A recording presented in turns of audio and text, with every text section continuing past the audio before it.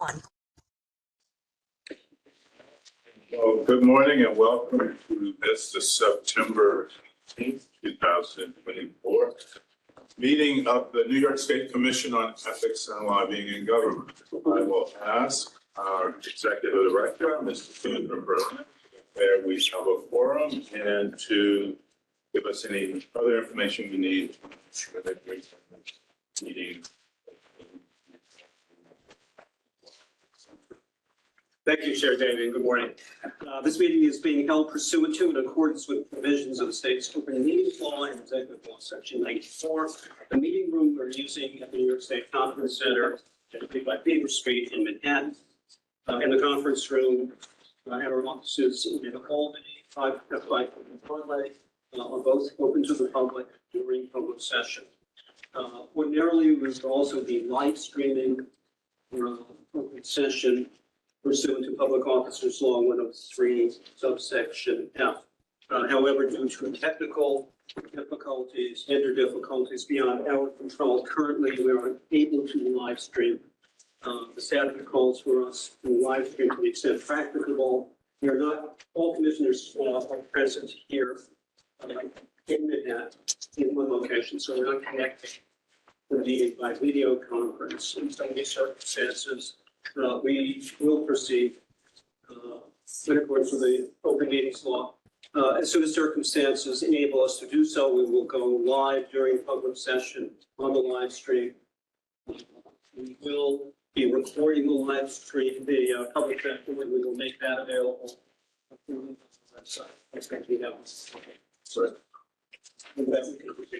Thank you. All right. So, of course, sort of business is the approval of the minutes from the July 23rd public session. Motion to approve. Austin and James. Are there any corrections?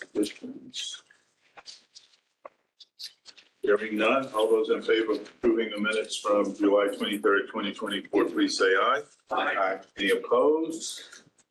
All right. I'll abstain. Yes, of course. It should be noted that well, let me do this. I am sorry I didn't. Let me welcome Mr. Joe Karras, who is our newest member, James Karras, to the commission. And let's open the floor and have you make any comments or say anything.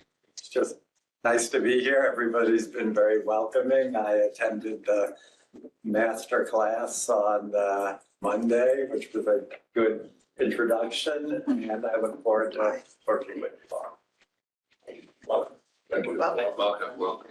Do you want to say a And little? I'm sorry that you will be leaving. Oh, I appreciate it. Thank you. Do you want to say a little bit, tell the folks a little bit about your background so we can display for the public, they'll know? Sure. I retired just about a year ago from about 30 years in city government, where, among other things, I was special counsel to the Speaker, general counsel to the New York City Council, general counsel to the Manhattan Borough President, and a lot of my city career dealt with ethics and ethics-related issues. I was counsel to the Borough President. We ran ethics trainings for prospective community board members. At the City Council, when I was Deputy General Counsel, we had some significant problems with the city's discretionary funding process and the budget, and I was responsible. I was made acting finance director and Deputy General Counsel to sort of clean up the process. We instituted conflicts of interest procedures for the funding that was going out and a serious vetting process for the community group. So I've sort of ethics have been a part of my city career for a long time. So I'm happy to be here. Thank you. Well, welcome.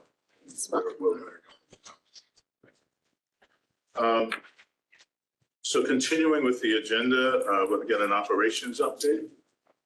Thank you. Let me call the commission's attention to the materials under camp, the operations report. In fact, there were two reports. There's a July report, followed by the August report.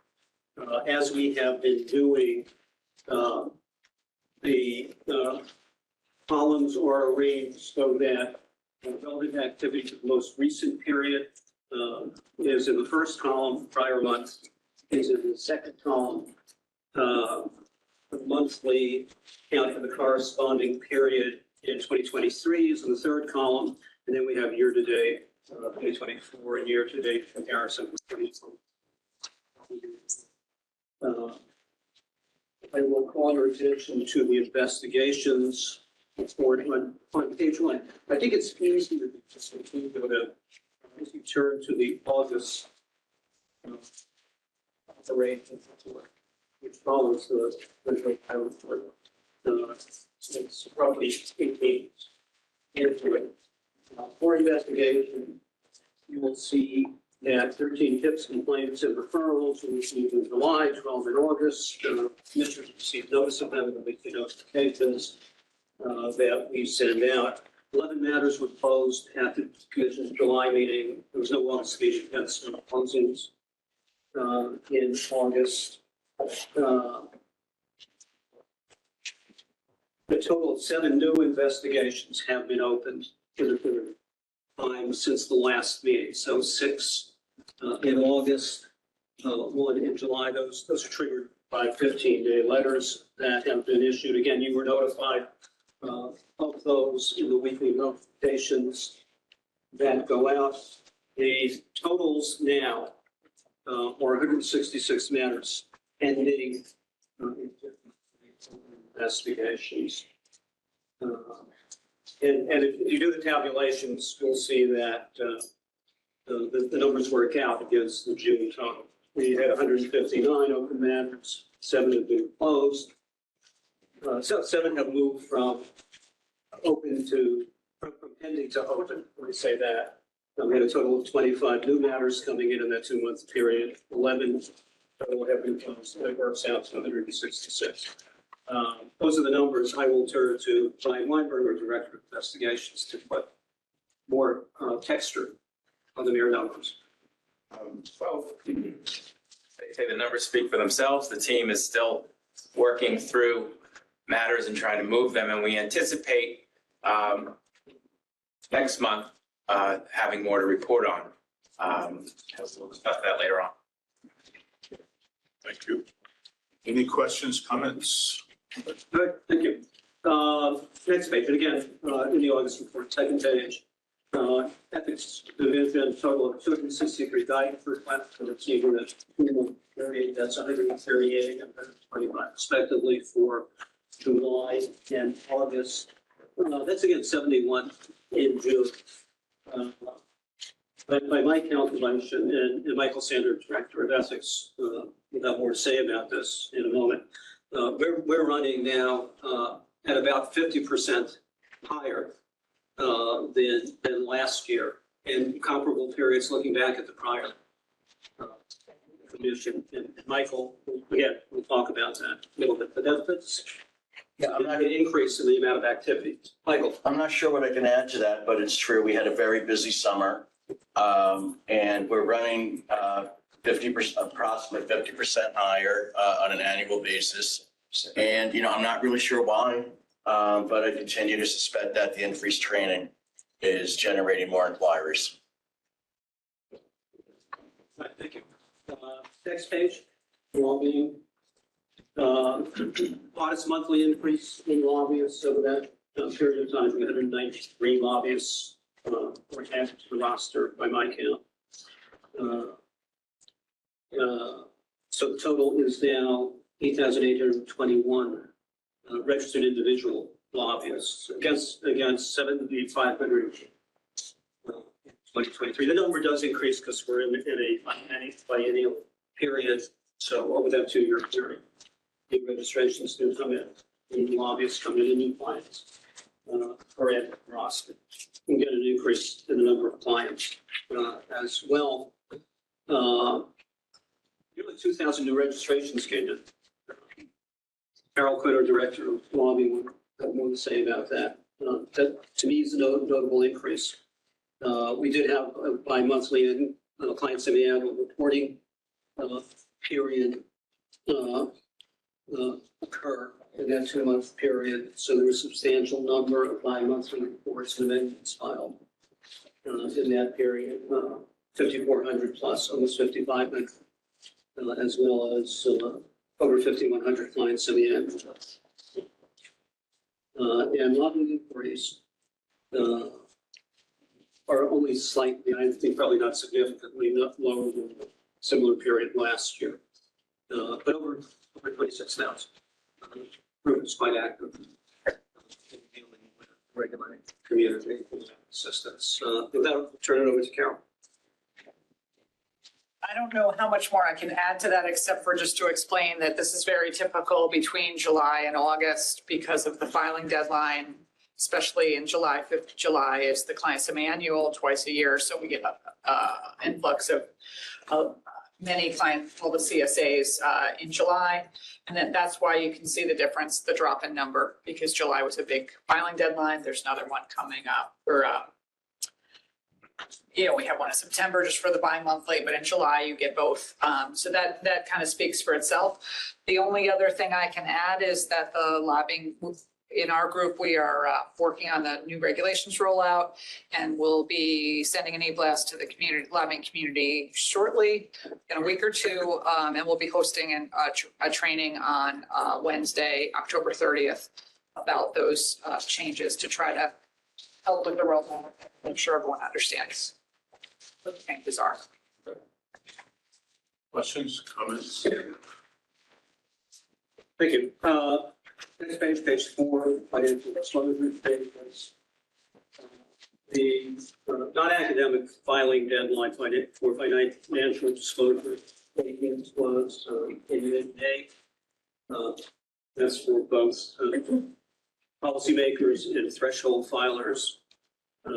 You can see that as of now, as of the end of August, over 28,000 have been filed.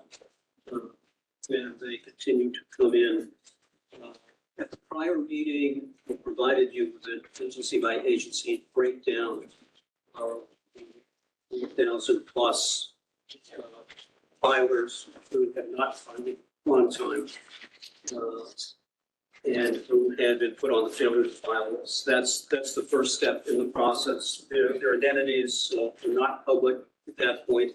They subsequently fail, notwithstanding efforts. Prompt filing in progress to delinquency notices. See that 25 delinquency notices were issued in July, 19th, in August. Later in the meeting, in public session, we'll provide a breakdown by agency. The delinquency notices that have gone out, numbers have changed over time, as well as requested by commissioners, a breakdown of the 4,020 file notices by agency, indicating how many filers total in each of those agencies, and thus what percentage of the total the failures represent. Melinda will provide a lot more detail at that time, but Melinda, do you have Melinda Funk, our Deputy Director for Financial Disclosure? Before Melinda speaks, can I just ask a question? And I'm sure there's a very obvious answer for this. I'm going to really embarrass myself, but I still want to know, and I'm going to ask you before now. What's going on with 23? Why am I not understanding the blanks there? Year to date. No, I hear it. Melinda, let me offer. Because we may not have, I don't think we met last year,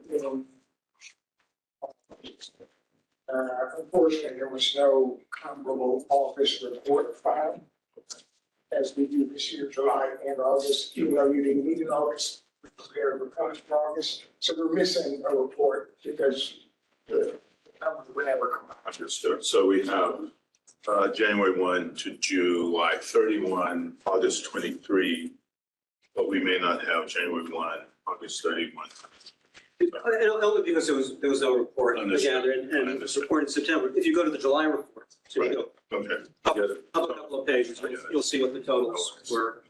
I was just curious. Yeah, and we've cured that concern by doing the August report, even though it's still August meeting. All right. Right, Melinda? Good morning, Commissioners. I just wanted to update you on the monthly report that was provided with some new numbers. So as you know, for the June fail to files, we issued just over 4,000 fail to file notices. As of today, I've issued 156 notices of delinquency out of that number. 59 of the people have resolved their filing issues and 97 are outstanding. So out of just over 4,000, 97 people are still outstanding with delinquent filings. In July, we issued 208 fail to files. I have 12 people that are outstanding that my staff is doing one more outreach. And if they continue to fail to file by the end of the month, they will also receive a notice of delinquency. Tomorrow, I'm going to be issuing my next round of fail to files to individuals who had 30 days to file but failed to comply. And as of this moment, I'm looking at 333 to be issued tomorrow. All right. Questions? Thank you, Melinda. Questions, comments? And I should add, although we don't break it out necessarily in the report, while the non-academics generally, policymakers and professional filers are required to file in mid-May, also as new employees join the workforce who fall into those categories. They have 30 days from the commencement of employment to get their financial disclosure statements. And so they go into the system, and that's why there will be a continuing stream of late notices in effect. Melinda, after the 30 days, the delinquency notice, what's your next step if they don't respond? Well, once they're issued a notice of delinquency, they have 15 days to comply. If they don't comply within that 15 days, it moves over to the investigative unit for the next steps of enforcement. Other questions or comments? And again, we'll come back with more. Thank you. Next, page 5, training report. As we have been doing for a number of months now, we're separately reporting the number of employees who receive live training from our training unit and those who receive live training. And live includes online live as well as in-person live training. Those figures separately, and then the on-demand training, which has been available since mid-November last year. The really good news is that year-to-date, end of August, 400,000 on-demand comprehensive ethics training in 2024. So when you add that to the 153,000 plus, you see training, live training. And so a small number in 2023, together with the 25,000, almost 26,000 who were trained in 2022. We're getting near our target of having at least one training every member of the workforce before the end of this year. And if we keep trainings at a level of 12 to 15,000 a month through the end of the year, just run numbers, and assuming these are unique individuals, we do know that some agencies have done the second trainings now. It's going to take a while to tease those out, still compiling data into the system. But if we assume that, we'll pretty much hit 330,000. Should at least numerically encompass at least the number of state workers. It's a fluctuating number, somewhere between 310,000, 320 plus thousand individuals are employed by state, various agencies. So, questions about the training. The numbers are, as you said, are very impressive. But in past meetings, you've indicated that there's an ongoing evaluation of the quality of the training. And I wonder where that stands, because obviously the numbers are impressive, but if they're not learning anything as a result of training, and any progress being made in that area? As part of every training session, live or online, evaluations are requested. So the group continues to compile those. And the questions really go to do the anything. It's subjective, requests for other topics to cover. So that information is being compiled and tracked. In terms of other metrics, we could talk about it in greater detail later on. But I think ultimately we're going to be wanting to look, if we want to drill down into that, probably look at bringing in outside consultants. It's something maybe we want to put in the budget as a budgetary item for next year. To look at the entities that come in and do those kinds of evaluations, and proper studies of the population in terms of absorption of. If I would add to that, number one, the June minutes say that your staff is working on logistics to incorporate commissioner introductions into the training session. And number two, I remain concerned that, as I recall the last time I looked at it, it was very easy for the clients of the lobbyists to opt out of most of the training. Claudia and I have discussed this, and I wonder if any progress has been made in that. And when you click it on, you can, in fact, click on to skip about 15 minutes of the training. Yeah, I think Marlena, and we have Megan too.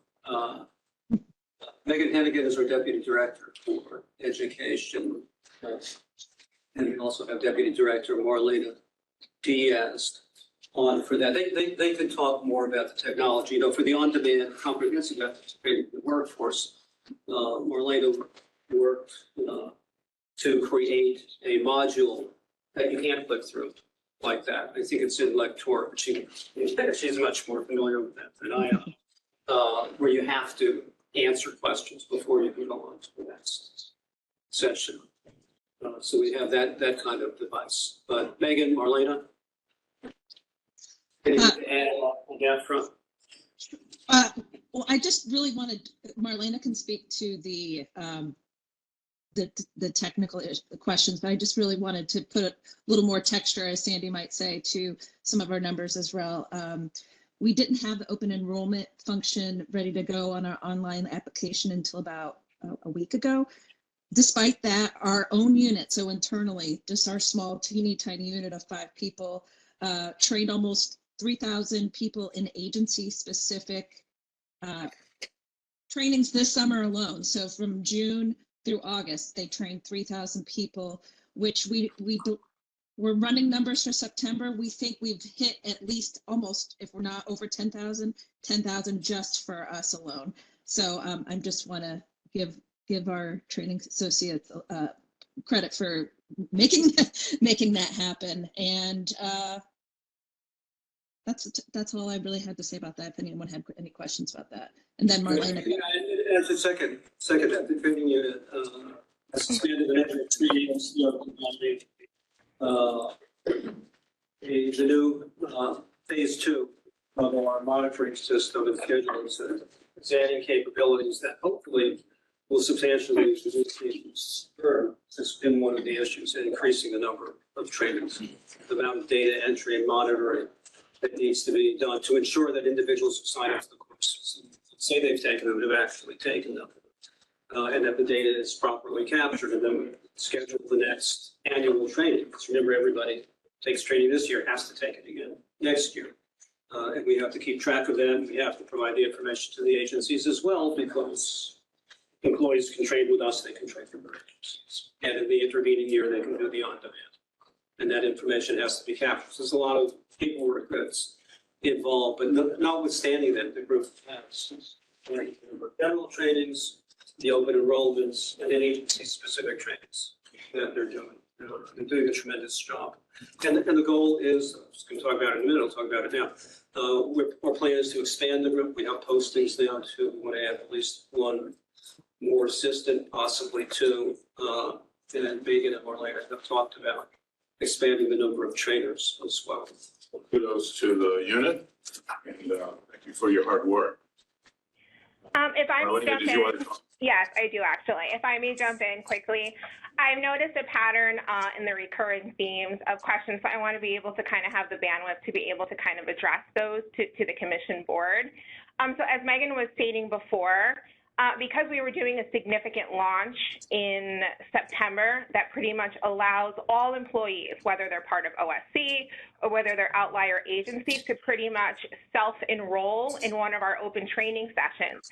We as the unit made a decision to pivot and focus on those agency-specific trainings. So our team was training all summer long, especially those for SUNY and CUNY campuses, because most of that faculty and those academics do have more flexibility during the summertime, so we wanted to make sure that we had those people trained.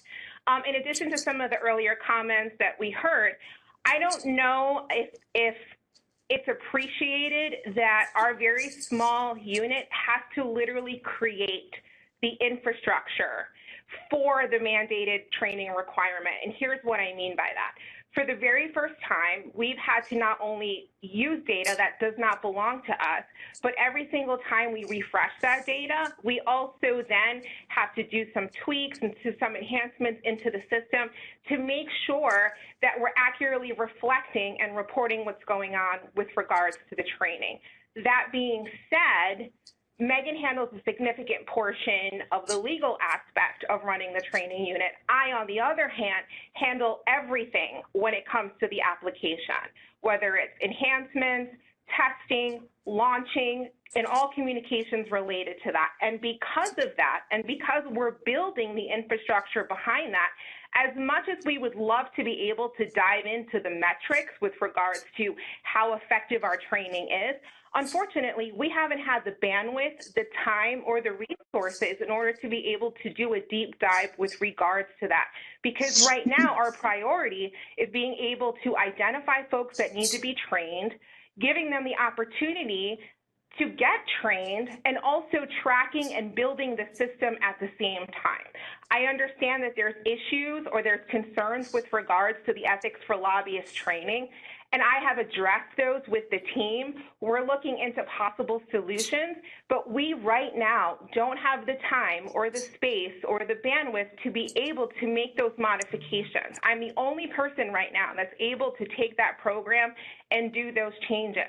But unfortunately, my sole focus and my number one priority is getting this application up and running in order to be able to make it the most useful for our agency ethics officers. Because what we've learned is that because there was no tracking capability in previous years, these folks, for the most part, were having folks either taking 2 trainings in a year, no trainings at all, and it's been up to me and Megan every single week to get onto the phone with these people, correct any misconceptions, and also schedule those trainings at the same time. So we understand that you also have your own priorities when it comes to training, but it's not something that we have the resources or the time to do because we're understaffed. We have yet to even hire a training associate, a training assistant. Myself and the other trainers are acting as admins within our own unit for over 330,000 people. We need extra help, we need extra resources, and unfortunately, we just haven't been able to hire the right candidate. So we do have some issues that we're trying to work through while continuing to do a significant amount of work and pushing this initiative forward.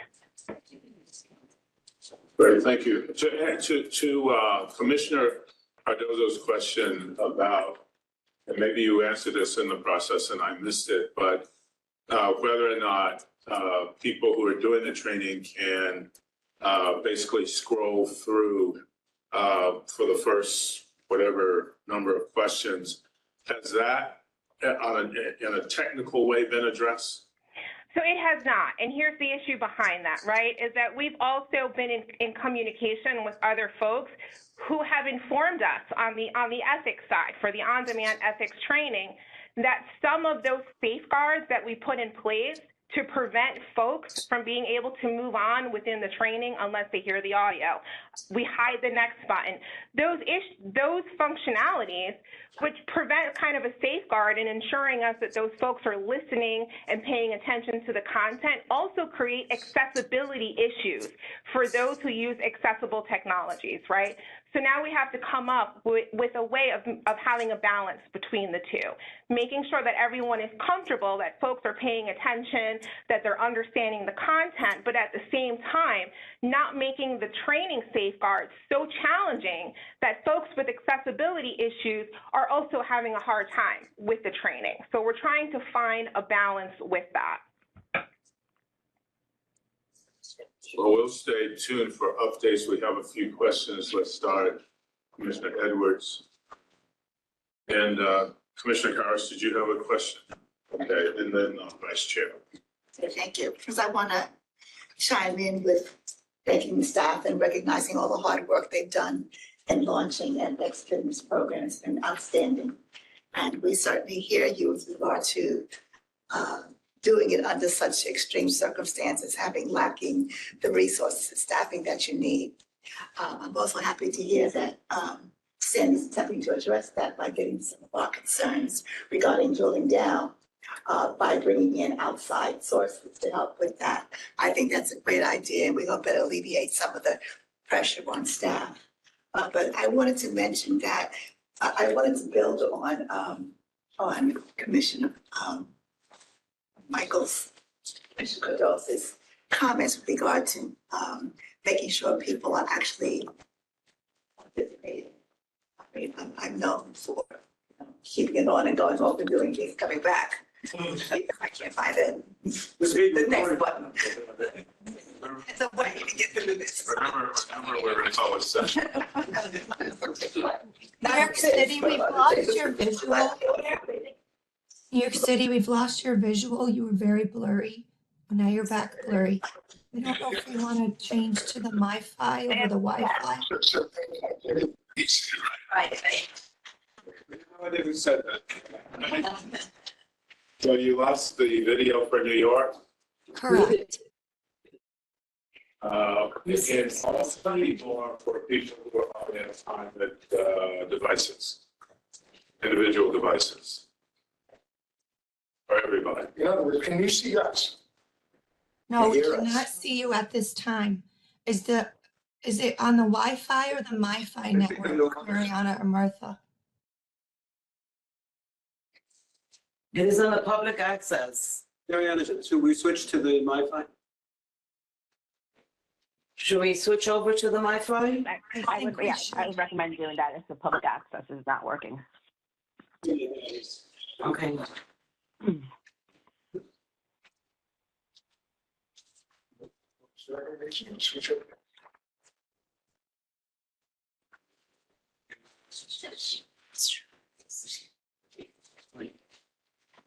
Maybe the commissioners can be on public access that are online here and staff, and then we'll do the video from here on the MiFi. That may help the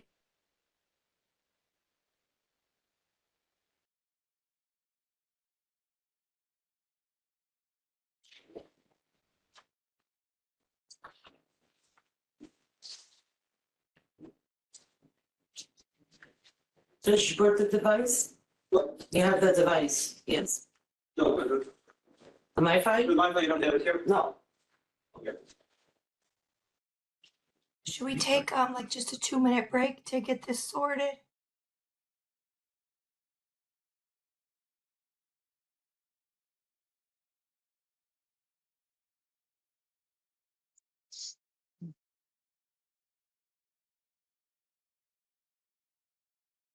Let's just take a 2-minute break so we can just stop the recording for now, and then we'll resume once we have New York City back.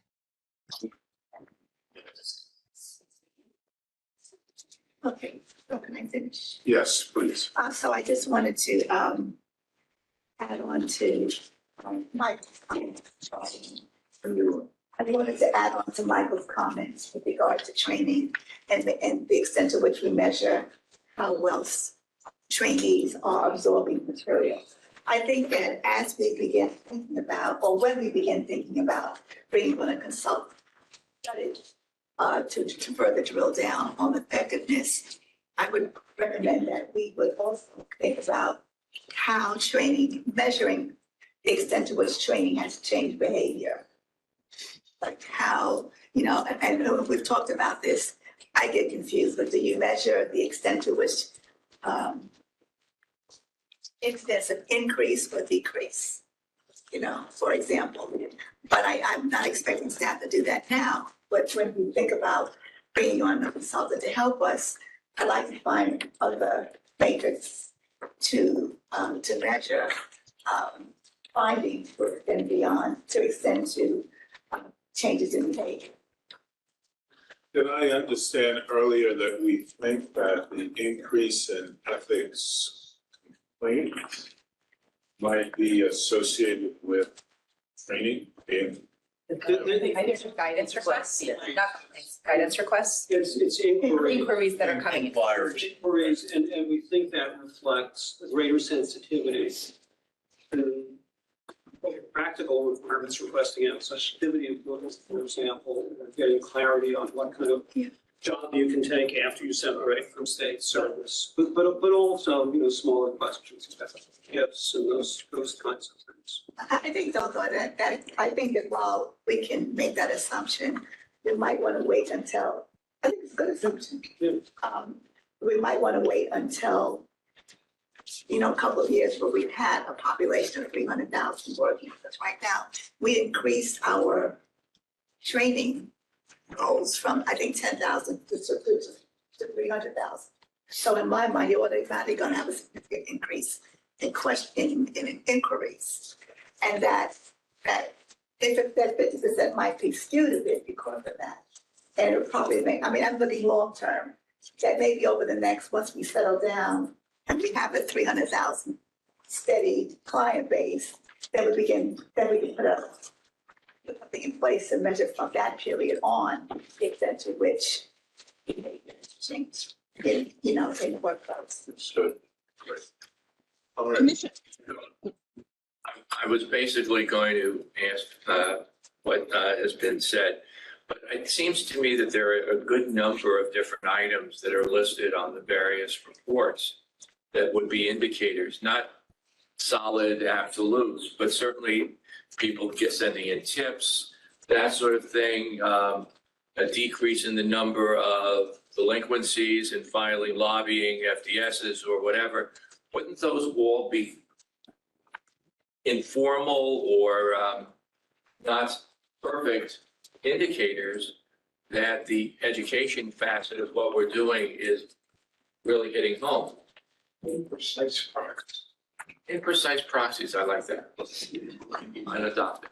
Yeah, and it may be we don't have enough experience under our belt in training those 300,000 members of the workforce. I've looked at the literature that's out there. Most of it has to do with corporate compliance. As you know, it's a wide field. Compliance training, often companies will focus on it when they have issues with the workplace, and they can measure compliance against violations as an example. But it's not as well developed, at least the published literature, as I would like to see. And that's why I think we're going to have to focus on bringing in expertise from the outside. And it may have to be built. So not really, I haven't seen specific metrics that have been articulated for that.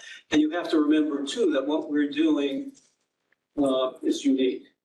Training an entire workforce with biannual live training. There are some states that require online training with a high degree of frequency and bandwidth, like that live training for an entire workforce is unique. So it's not as if there's a body of technical literature or academic literature out there looking at it.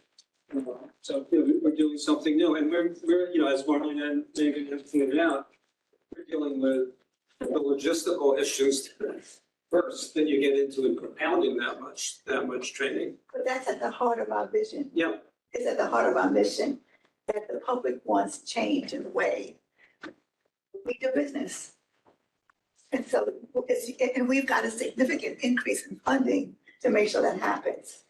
So again, I don't think it's a short-term problem, and I also recognize it's a new model. There's not enough, there's not a lot of material out there on that. There's also a huge assumption built into it that training is the way you improve ethics in the workplace, because we all know that ethical compliance starts at home. It starts, right where people are. I agree with you. And there may be other modalities, methodologies. And that research should tell us that. Yeah. I think Commissioner Groenewegen was next, and then Commissioner Cardozo. It's already said. I just would say, to consider training this commission, members of this commission, together a program that would all hear from staff would be a useful way for us ourselves to learn about what's been going on.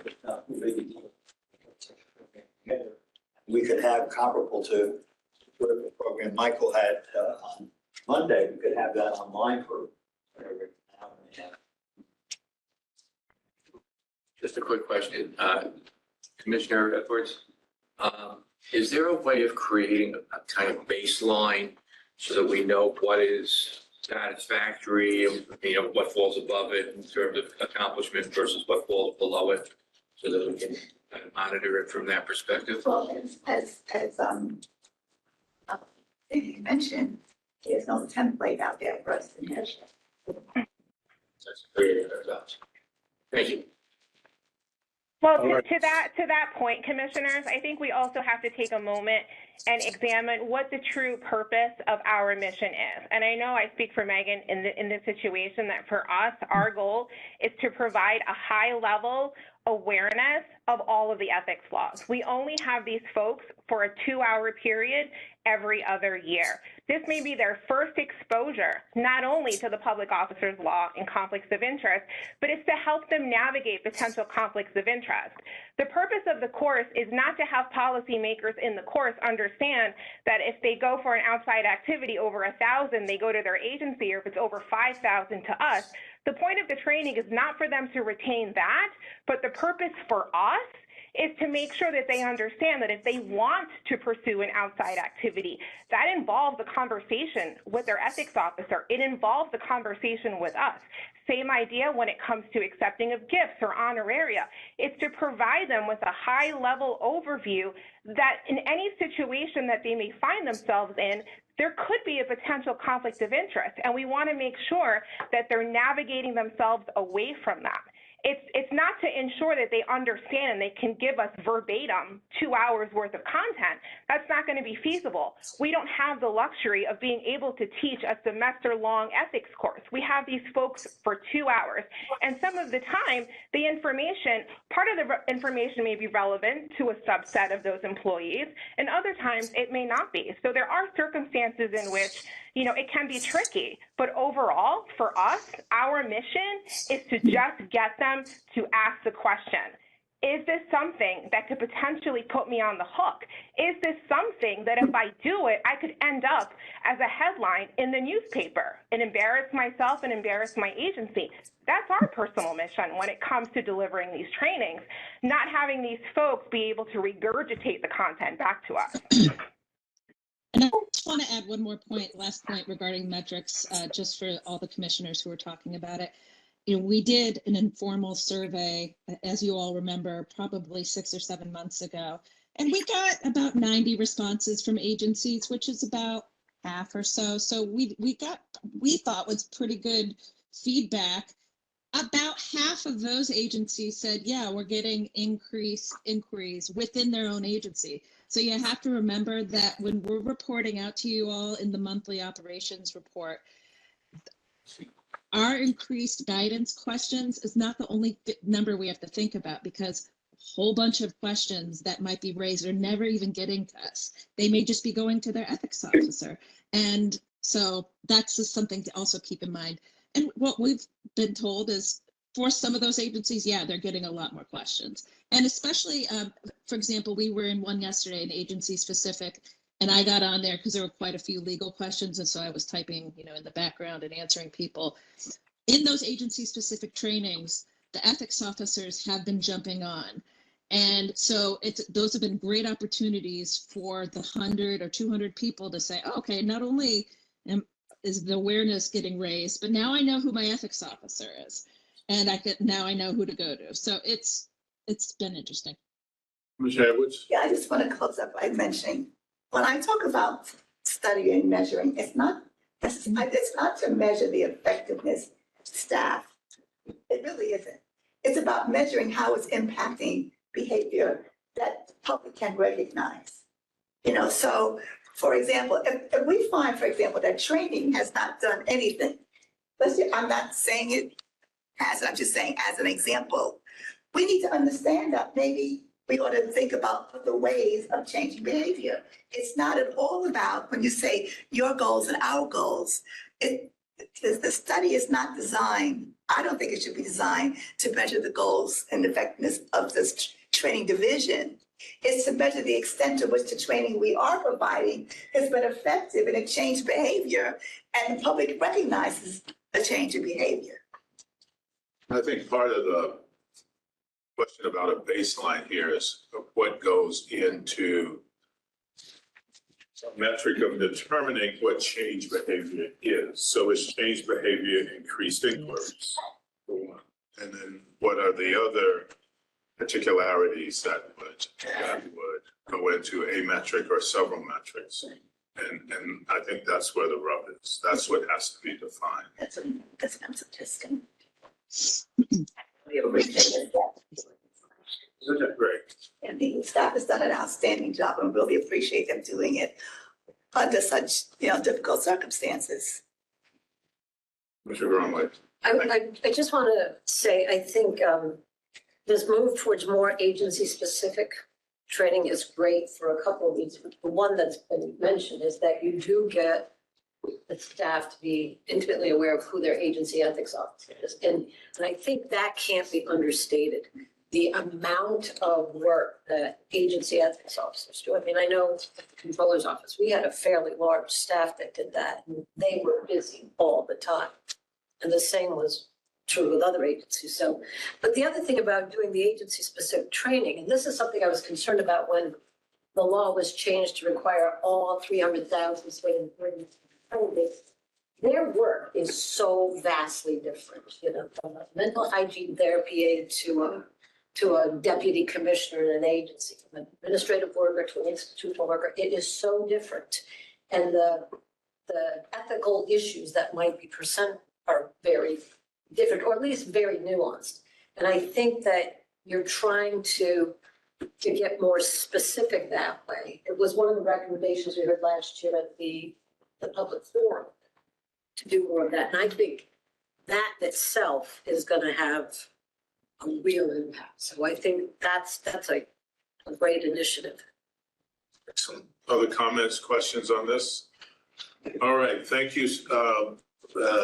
Training staff, I guess, and education staff, appreciate it, and there's more to go.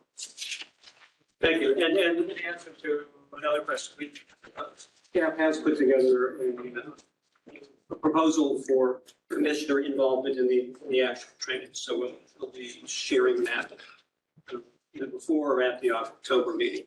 We'll let you know how we think we can work commissioners into the training sessions. So you'll send that to the education committee before it's. We'll circulate it, absolutely.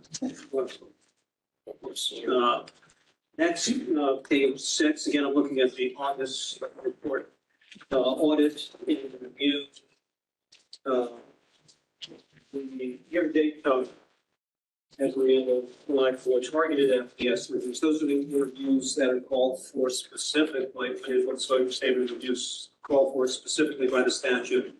And that includes all elected state officials, statewide electeds. We're now including candidates for elected office, state elected office, agency heads, selected commissioners. So it's a substantial group, but 178 of those have been done so far this year. Sorry, in July and August. The total could be 774. There have been 151 random reviews. Gareth has a whole bunch more of those in the pipeline. He can talk about that. Lobbying, all the reviews of lobbying filings, and it's done by filing, not based on individual. Those are all randomized. Take a look back periods, it's not limited to any particular current time period. Year to date is 476, and Gareth too can talk about his plans for moving that forward. As I've said previously, because the unit, the compliance audit and review unit, was upgrading their software, they kind of had to do it from the baseline program Teammate. They were using Teammate Plus, which is the latest iteration. A lot of staff time in that group related to that. So they're doing some catch up, but they're doing a good job of catching up. And Gareth does have a plan in place that he'll talk about to get the numbers to where they should be by the end, not by the end of the year, by the end of the annual cycle they look at, because the FDS reviews kind of correspond to the mid-May financial disclosure statements, candidate statements that come in with connection with primary elections to effect. I should say too that, and maybe Gareth, you can talk a little bit about this.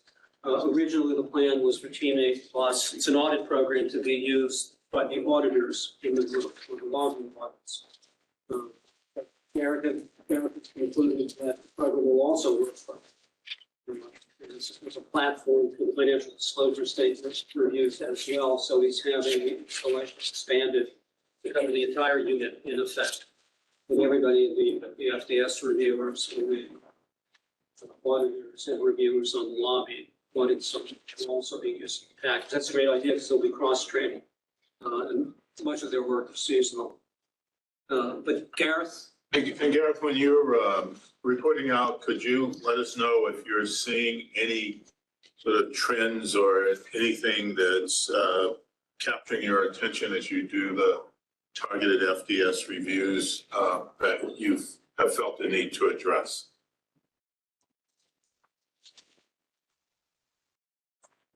And you might be on mute. You're muted. I have to say Gareth is our Deputy Director of Compliance, Audit and Review. You guys hear me now? Yes. Are you being? Yes. Thank you, Judge, and good morning, Commissioners. You broke up there a little bit, Judge. I think I heard you talked about the Teammate Plus upgrade. Yeah. So the Teammate, the audit software that we use right now is called Teammate AM. The company is going to sunset that software, so they're introducing a new software called Teammate Plus. And so I talked about this in the last commission meeting. Most of the implementation happened in June. So as you could see in the numbers there, in the June number, I think we did 31 lobbying audits in June. And then once we're done with that upgrade process, as you can see in July, our numbers more than tripled. So we're really on a mission to catch up. And that we did. So in July, we jumped up to 110, and in August we I think we were down to 74, which is a lot more normal. And it's the same for the targeted reviews. We in June and July and even August here, we're working a lot of candidate reviews. So those numbers went out from June to July to August as we were doing candidate reviews. That's why the numbers are much higher than the numbers this time last year. And in terms of the targeted reviews, if we were seeing any particular issues, I think the one that stands out to us, some issues almost always exist, which is filers reporting information on themselves and failing to report information about their spouse. And because the law changed in 2022, and filers now have to report information about their domestic partners. So if you're not married and you have a domestic partner, that information is now reportable. So we're seeing a lot of folks not really knowing that. I think it's not a matter of not wanting to report, to just not knowing the information, not knowing that they need to report information on themselves, on their domestic partners, if they have a domestic partner. And so those are some of the issues that we have seen in the most recent months with the domestic not reporting information on domestic partners. But other than that, most of the issues that typically exist is folks report information on themselves or for themselves, and by failing to report applicable information for their spouse, and that still exists. Most people know the folks who know, I think in general, usually report that information, but some folks, they just think it's a financial disclosure for me. I want to report information for myself, and they're not reporting information for their spouse and now their domestic partners. So those are the biggest things that we've noticed on the recent reviews. And how are these registered domestic partners, or is it, are you taking into, how can I say, what's the question? Are these informal but permanent relations that you're able to determine or detect as well? It seemed to me that the only way you could find out about domestic partners if they were registered, and people who essentially have the same kind of relationship that are not registered, you wouldn't be able to determine that. Right. So yeah, if they're registered, mostly that's how we're able to determine it. Sometimes we're able to sort of put information together and then ask the question. So we send out what we call the RAIL, request for additional information. So we're not defining the issues that we find. We're asking them, is this information we're coming up with, is it correct? So if we see two grown individuals, for example, who share the same address, for example, or live in the same space for a period of time, or they have some sort of connection with each other based on some research that we do with social media and some other things like that, then we'll ask that information. So the domestic partner one is going to be, it's new, but it's going to be a little tougher. But when we able to glean that information from different places, we'll put the information together and then ask them the question. Commissioner Gronoway. I just have a question. Have you ever, I don't know if you'd have access to it, but, state health insurance provisions provide for health insurance coverage for domestic partners. Do you ever try to look at that data just to see who's covered a domestic partner for that purpose? I don't think we ever looked at any of those sort of database. I don't even know if we have access to that or if that information is available to us. I know health information is usually highly protected. I don't know about that database. We've never. I think you're looking at coverage information.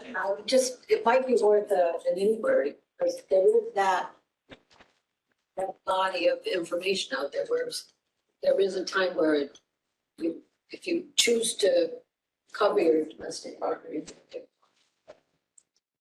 Yeah, I mean, the statute 63A, the public officers law, does have a definition, and it looks to formally register domestic partners for the most part, or otherwise as provided under state or federal law in any state. I will say we are currently recruiting, we're about to start interviewing now for data analysts to assist with many functions within the agency.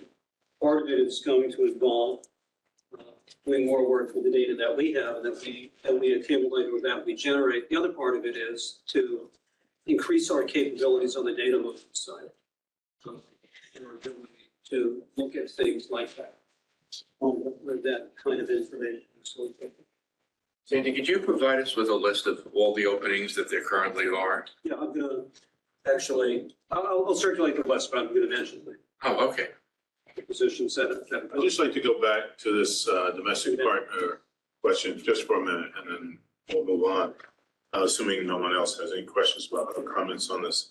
And that is, it seems that I guess the question is, if we find out that there is a more permanent arrangement between two people that could be described as a domestic partnership, but yet is not officially registered, can we still hold those people to the same standards, requirements, et cetera, that we would people who are officially registered? We're subject to requirements of section 73-A as prescribed by the legislature. So as Garrett pointed out in 2022, about the same time they created this agency, the legislature expanded reporting, spousal reporting to also include domestic partners as defined in the statute. Well, that's my question. Yeah. Is a statute only defining formalized domestic partnerships or more casual domestic partnerships? Use the word formal. The statute says it's Formally, it's a party in a domestic relationship. Yeah, but it could be, some states, New York, have registries for domestic partnerships. Other states may acknowledge domestic partnerships in other ways. But we're in New York State. Correct, but if an individual established a domestic partnership in another state and moved here, they carry their status with them. You're going to recognize it. So, yes, we can look at the registries in New York and look at things will do with data. Not just for this purpose, but for many, many, many purposes, many of which have with the work that Garrett's does, also the lobby. So. Now, this may be, and Jim, I'll get to, but this may be a minor thing in the scheme of things.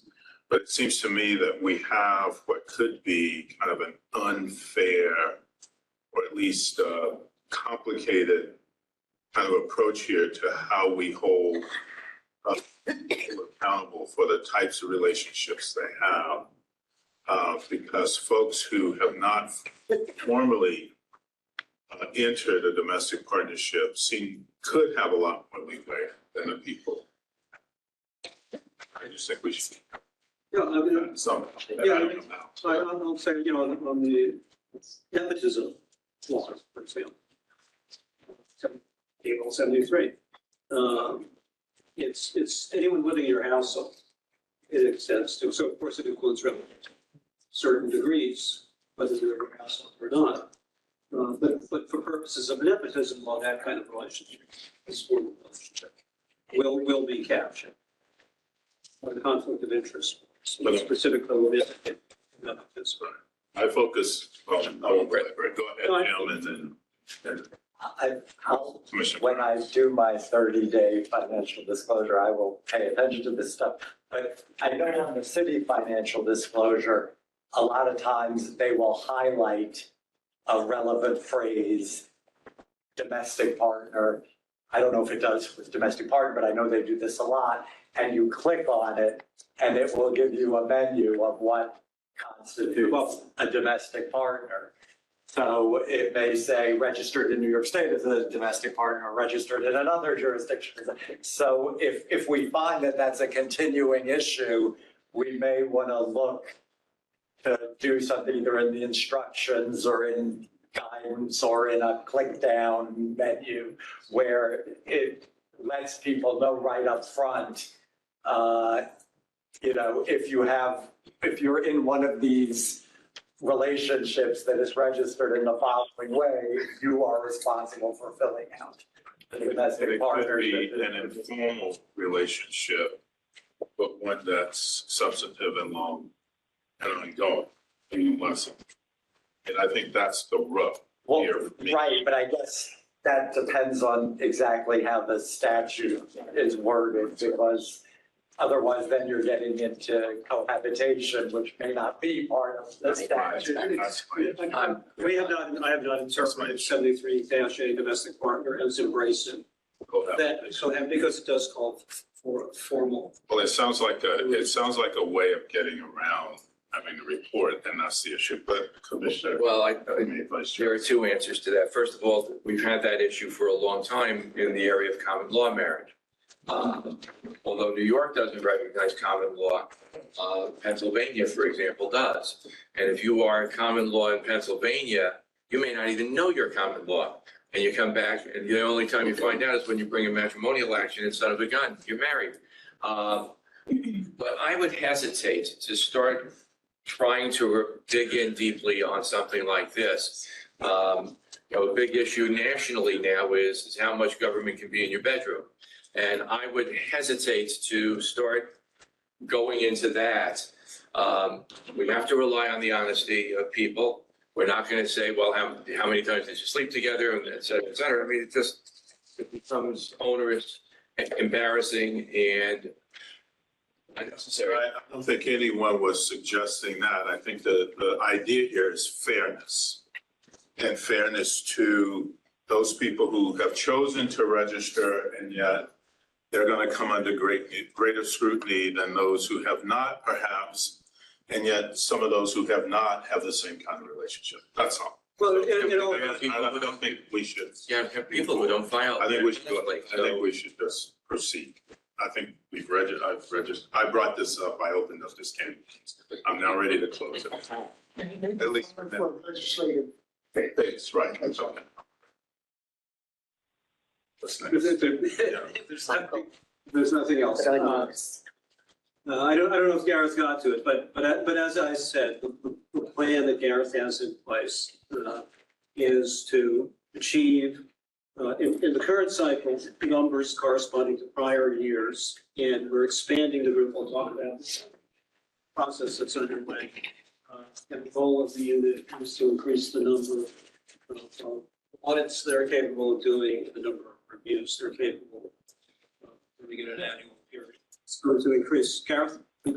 Yes, Judge, I could add to that. And so in terms of the FDS, I'll start with the FDS a little bit here. And I spoke to the judge about this yesterday, sort of our cycle and how we go through the type of reviews that we do. So currently we're focusing on targeted reviews, and then we have a predefined list of titles that we review every year. So currently we're winding down the targeted reviews, and then after the targeted reviews, we have what we call the random reviews, which is the population of all filers are sent to a statistician, and they select a random sample of 1,000 folks.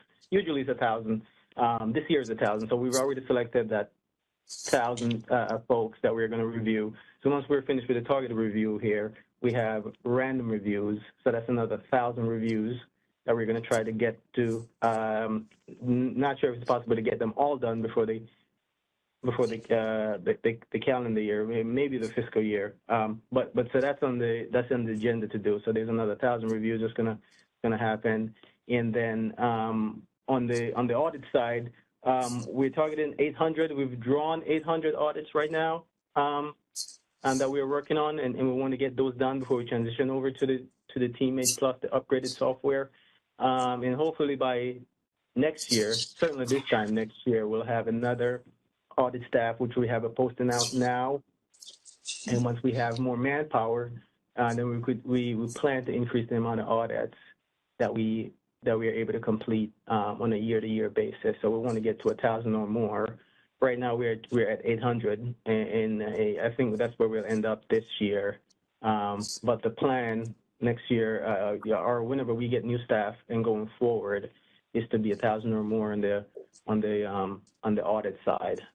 But we'll be well over that on the FDS side. Great, thank you. Thanks.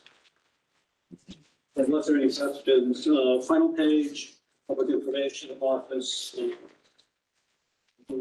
Total of 30 responses to FOIL requests in a period of time we're looking at. It's 30 in July, 14 in August, for a total of more than 5,000 pages of production. So the group's been extremely busy. The number of requests fluctuates from month to month, but about 151 a day, 50,000 pages of production, so they're quite busy. Among all the many other things that Emily did, I'm a little reluctant to test Emily's. I always say that she's not feeling well, and she's been doing yeoman service this morning, especially with that outage we've had. Anything you want to add, Emily? Nope, you said it all. Feel better. Yes. But I know she's been extremely busy. There's a case of throat lozenges on its way.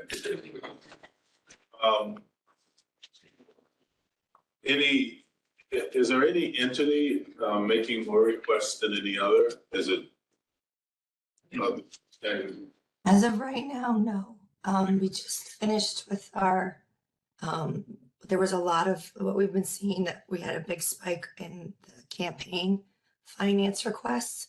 So for people who are running for elected office, that is what we had a spike, I think, in May and June. And now we're still getting follow-ups for that.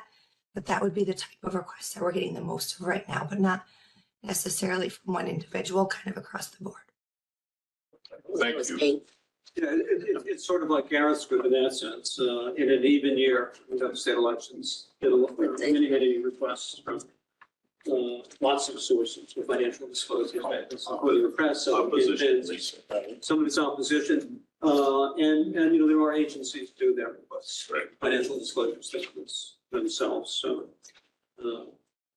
even years tend to be more active in that respect, but there's much else that Ruth is doing.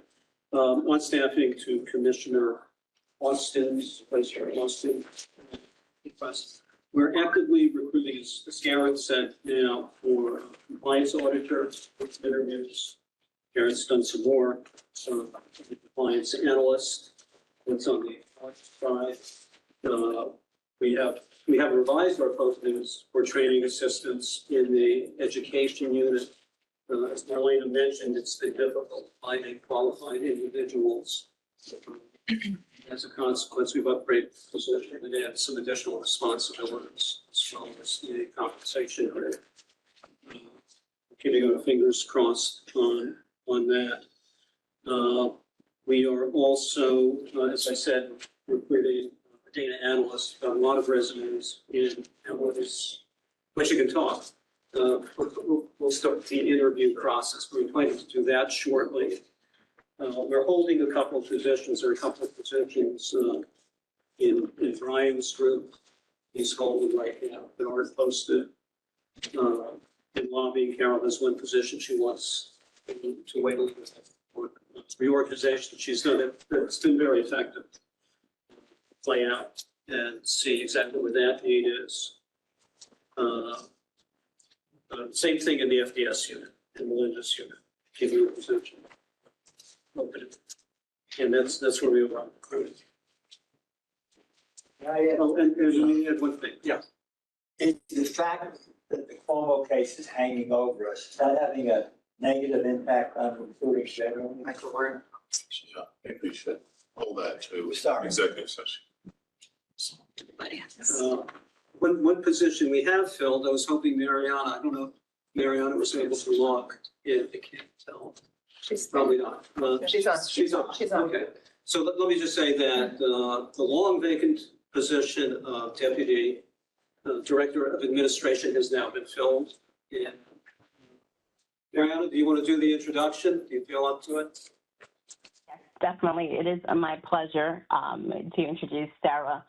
And Sarah, I apologize, but I think you will have to correctly remind me how to pronounce your last name. She is our Deputy Director of Administration. She has wonderful background experience that I know will greatly contribute to our unit and greatly help me, handle a lot of my tasks and responsibilities that I may have been a little lagging on. So I am excited to have her on board with us. Sarah just documented New York State ITS, Technology Services. I think she's there. Managed a large group, and before that, from the State Education Department. Can we zoom in and see you in any way? Hi. You stand up. Say something. Happy to be here, very excited. Welcome. Yeah. And we're all looking forward to having Sarah in place. She is in place now. It's going to be a tremendous contribution to the group and to the work of the agency. It's going to help, among other things, with our recruiting efforts. Sure, onboarding new folks and generally moving things along. We have a number of administrative challenges coming up. One year yesterday, we've got pretty hard work. Good. Good. We have some structural things, physical things that have to be done in the office. Very helpful, just across the board. So it's very exciting. So welcome. Was there any questions? So we'll move on to the budget. There you go.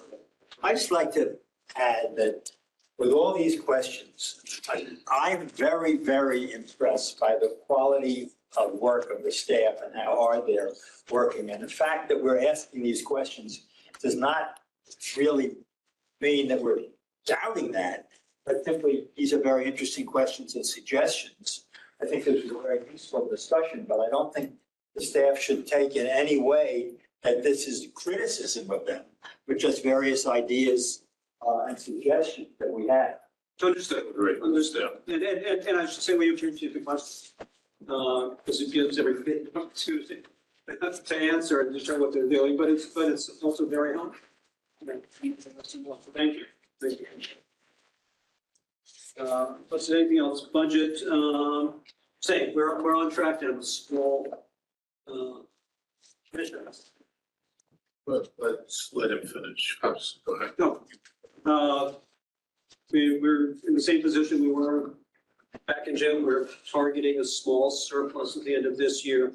It's the effect of the lag in filling out the expanded staffing plan. But we will next year need substantial increase in our budget to meet the full staffing we want and we need. As I said, we're holding positions, some positions we're just not recruiting for right now for a number of reasons. And the market is not great, I should say, as well. So even as we are, it's not easy. But we do intend to fill all of those positions. We will need the money. And there are other projects we want to do. Consultants are not music cheap, but they're not inexpensive. You've seen that. So consultants we brought in on the surveys that we're conducting. So there's an expense that goes into that. We did it this time. Vice Chancellor, let's see what it's. Yes, I'm just curious. July has a kind of a large bump, 238,000. Without a seeming concomitant of an increase in even personal or non-personal services. It is, I believe, if you look at personal services. Read payroll period in July. It was a two-page check. There's 3 pay period cycles in July. I'm sorry? There are 3 pay We periods. Okay, I would do it. all right. Yeah, so every whatever number of cycles, we hit those 3 pay Once every periods, quarter. and it bumps up. And it's taken into account, creates a little wrinkle in the flow. But we don't, at this point, we don't have cash issues, so we're. But it's tighter. And similarly, just for my knowledge, non-personal services in March, that large number. Yeah, that was the end, as I understand it, end of the fiscal year, Mariana, with the catch-up payments. Yes, correct. So we do a big push at the end of the fiscal year to get as much cash out the door before the fiscal year ends. Okay. And we've been moving, we have not had an increase in the non-personal services side. We're working with the budget, moving money from personal services to cover the NPS costs that have that bolus at the end of the year. So we wait and then move the cash. But again, small surplus, more money. Mariana has been in touch with DOD. We want to begin our discussions with them as soon as possible. They're kind of waiting for direction, from their unit. State has not gotten to the point where it's forecasting what next year's overall budget is going to look like. We get in early, would be working, because we are going to need more money. We're going to have to talk about priorities going into next. Any number of projects we need to focus on. This time, accounts, essentially a revenue received chart was the last thing. And this, Bring in, particularly lobbying policies for the most part. There are sources of revenue that we have, but primarily the filing fees. That goes back into a general fund of the state. Correct. We don't get to keep it. We have to report it, and we put our documentation in, but it doesn't get credited to our bottom line. That's too bad. I think if the police can keep their seized assets, we could. Keep going, keep going. Quick question on that. You know, when we go to the restaurants or anything else and use a credit card, we pay an extra 3%, 4% for doing that. For our credit card charges, are we doing the same thing? And if not, why not? We are. There is a percentage that we pay for credit card transactions, and that's part of our NPS expense. If we charge the same thing, you know, pass on the charge to the party for whom we're making it an easier thing to use a credit card rather than a check, why can't we get the 3%, even if we have to give us the It's an interesting question, you know, whether we could get the legislature to do that. Our fees. see the last one. Filing fees are prescribed statutorily, you know, late fee schedule on its hours. I don't know if we're getting late fee payments. Why don't we say we'll explore it for the sake of time, we'll explore it this half, we'll come back and give us an answer. Yeah, I was just asking. Mr. Carmayo. So is this exclusively lobbying, I was asking? Yeah. Okay. Yeah, I mean, that's what you're seeing here. Settlements will be reflected. And it's They're coming in for the general fund. We'll have some discussion about that. But that's primarily the sources of revenue. Okay. And they add up over the year. There are a lot of lobbies, so a lot of registrations, clients, administrative expenses. Okay. All right, so per diems? Per diems, they're not final yet. We're expecting them to be paid this week, on the 25th. So they've gone in, but we don't post them. Don't formally report them. I will read into the record as I've done in the past, what we have submitted. And what I'm going to read to cover the June 27th and July 23rd commission meetings. Preparation hours submitted for a number of commissioners for February, March, May 2020. The total is $34,381.18. The breaks down as follows. Chair Davey, $3,578.75. Vice Chair Austin, $4,665.17. Commissioner Ayers, $2,875.75. Commissioner Caraballo, $3,642.67. Commissioner Cardozo, $5,272.18. Commissioner Edwards, $10,863.35. Commissioner Groenewegen, $1,246.15. And Commissioner James, $2,236.69. Again, the total is $34,380.18. Question, Anita, doesn't it have the same time period? They do. For everyone, it reflects the two commission meetings, for which everyone is compensated. The staff does that calculation. And then it's February, March, April, May, and June 2024. And any prep time in that? Prep time in that time frame. Something. Yeah, and there may, I don't know offhand, there may be commissioners who have time in that period that they haven't submitted. We do ask commissioners to try to get us their time on a monthly basis. But it doesn't always happen. I was asking if somebody was late for this period, then it would show up as a bigger payment in the next period. Yes. It will, but then we'll reflect that in the time period. It could.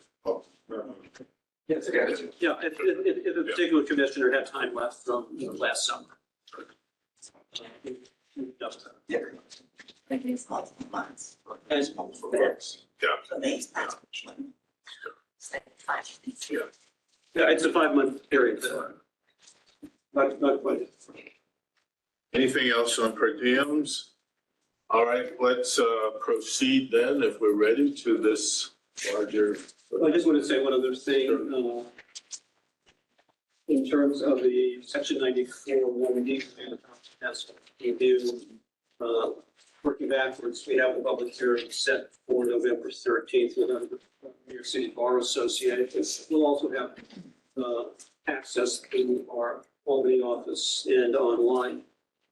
For those who speak at that time, those ones have written submissions. We've sent out a save the date. We have not sent out the formal notice yet because we have determined statutorily prescribed will want to be asking for.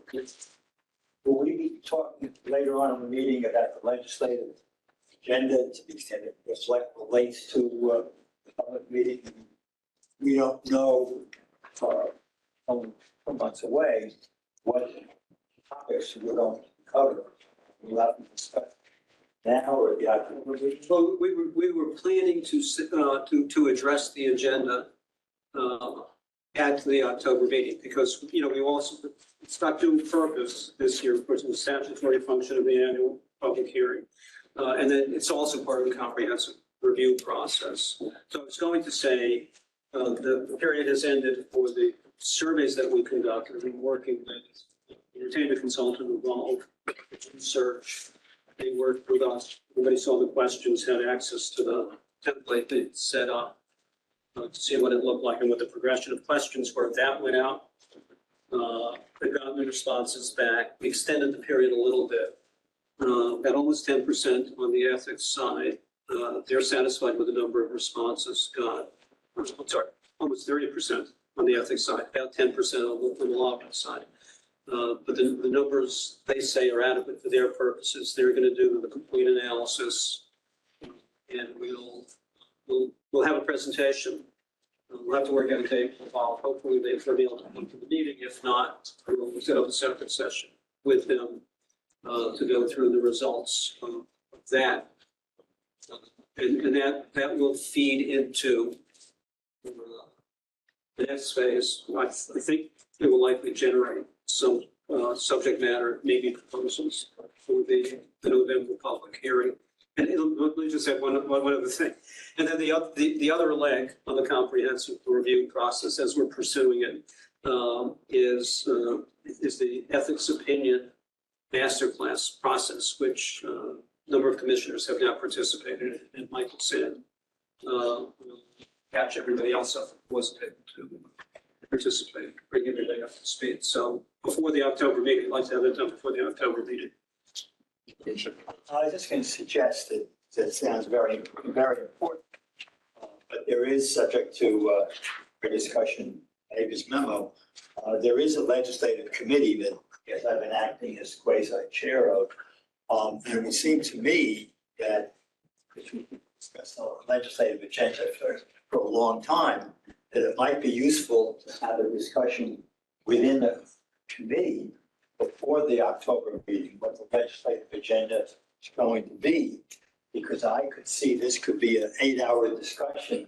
Didn't we commission a working group last meeting? I think you guys should report back, or it was you and Dom. Yeah, but we haven't heard, that's my point is, I think with Emily, subject to, what we do about the committee, or work group, whatever it is, we should have a meeting before the October meeting to hear what's going to be proposed. Yeah, that's kind of your mandate. It's there in the minutes. Well, yes, but.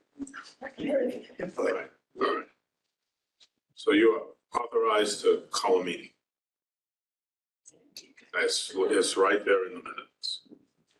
And I will say that Commissioner Ayers' memo, which had my commentary in it, covers, I think, the issues that we understood to be outstanding on the legislative agenda, plus last year's unenacted proposed legislation. It's Commissioner Cardozo as a lead, Commissioner Carmen, and Jones. to bring the specs. All right. Yes. Yeah, and I think we have materials pulled together, so. Okay.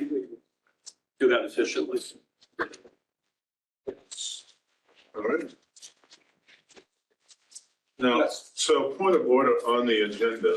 It was my understanding that we were going to do the resolution on structure committees prior to going into executive session. Am I wrong on that? I didn't. I think that's gonna be lengthy, so Would you it's gonna prefer, be a lengthy would you conversation. prefer to wait till the afternoon, or you want to do it now? Can I just interject? I want to make sure we have not, because we didn't have an August meeting. Right. We haven't, and because Brian and Mike have been so active and productive in that period of time.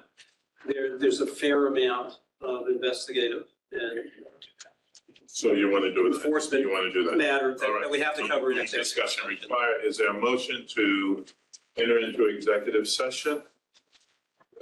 Commissioner Carvalho, Commissioner Ayers, all those in favor of adjourning to executive session, please say aye. Aye. Opposed, no. Ayes have it. We are adjourned to executive session.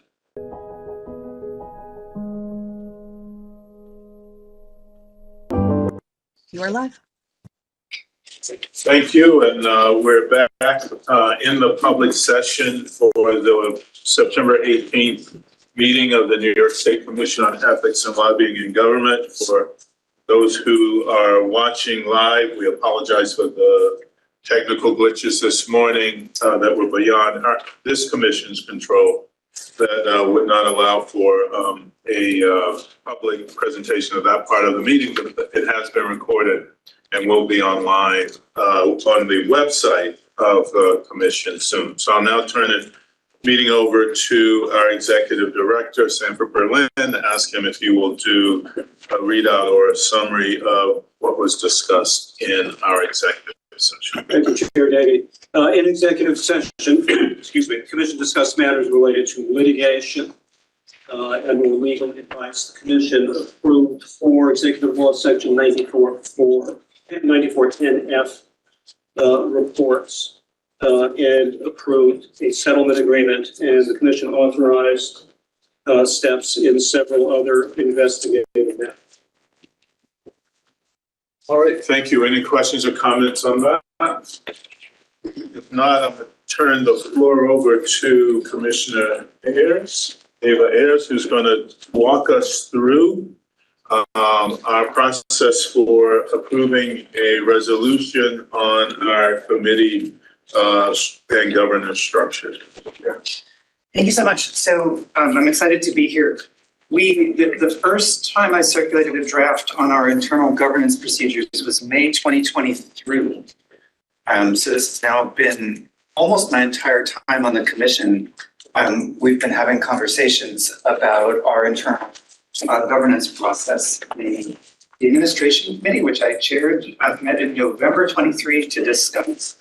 And it was clear to me at that meeting, and I think has been clear in many conversations we've had in the full body, that there are significant different perspectives on the commission about how best to organize our internal governance structures. Don't think that this resolution I'm presenting will solve all of those disagreements. I think people will continue to have different views. My goal was to put together a resolution that would give us a framework for going forward to avoid continued discussions, especially discussions that challenge us in terms of their complexity and the personal feelings that get attached to them.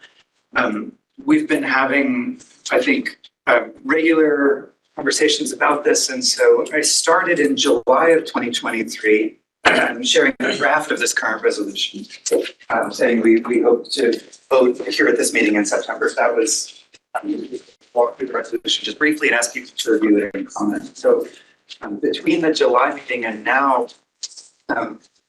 one version, there was another version circulated on September 2nd, got more comments, and finally this version. So at this point, I've gotten at least some comments and incorporated some comments from Vice Chair Austin, from Commissioner Caravaggio, Commissioner Edwards, Commissioner Cardozo, Commissioner Groenwagen, Commissioner James, I'm an executive director of Berlin. And what I tried to do was for the suggestions that I thought were likely to be non-controversial, I just incorporated them into the primary text of the resolution, which you have, I believe, as tab D. D as in David. Following at page 6 of tab D are the proposed amendments.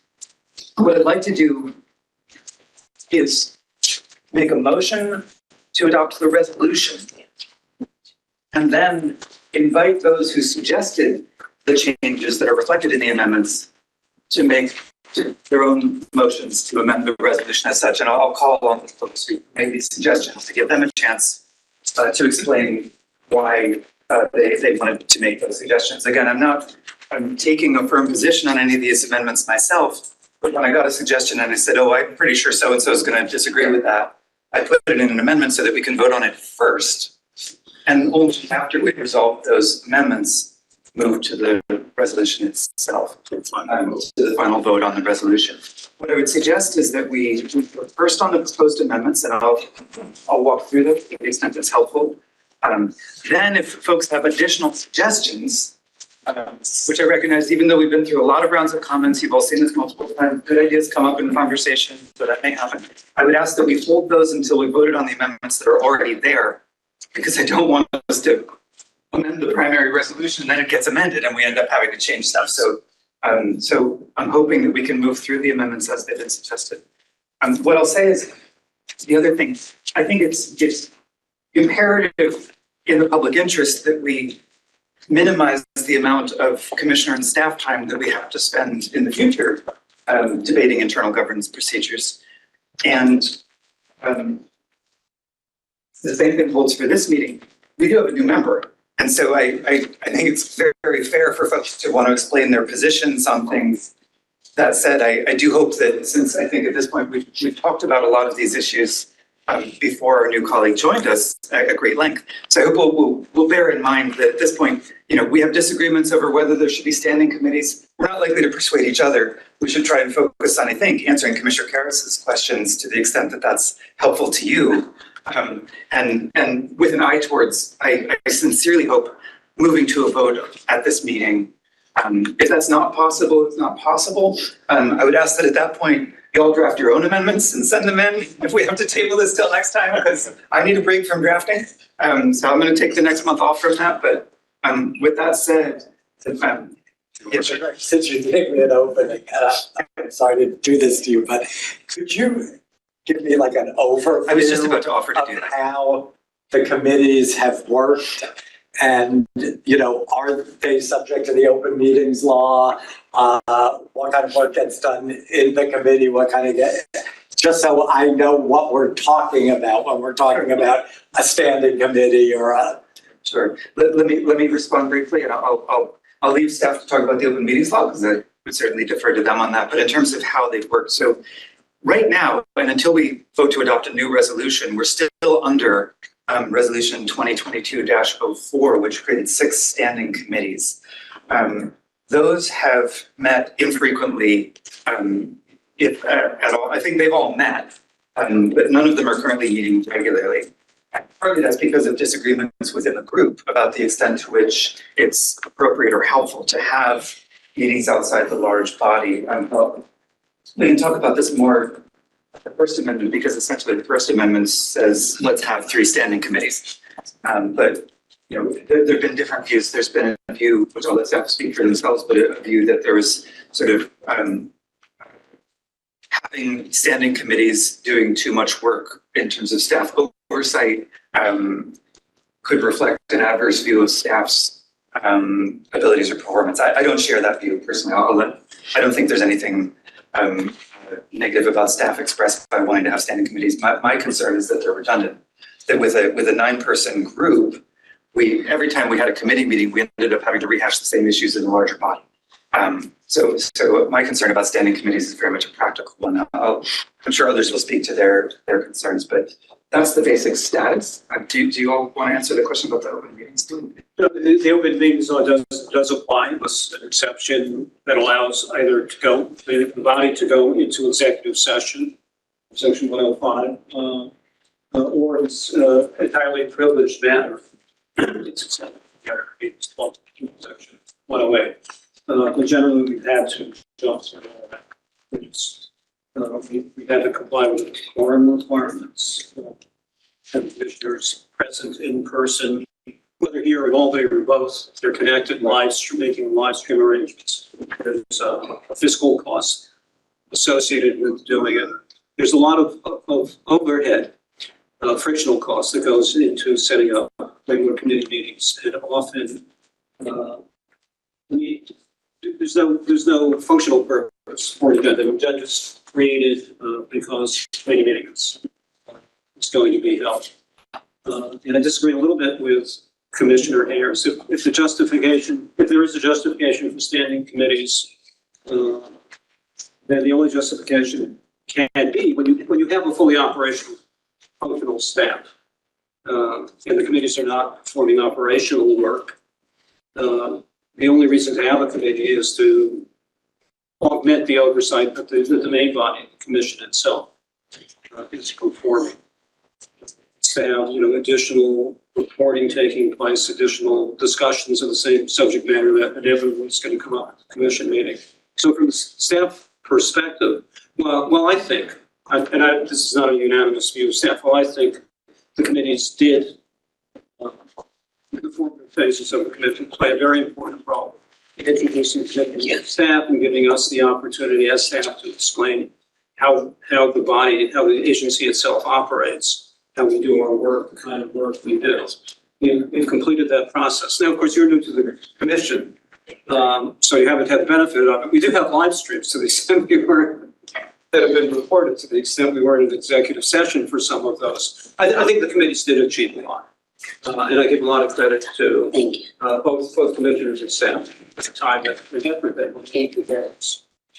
to those committee meetings. But I think we're at the point where there is the occasion for standing committees. I always feel reporting is important. Communication between staff and commissioners, among staff, among commissioners is extremely important. I think there are lots of more effective ways to facilitate communication.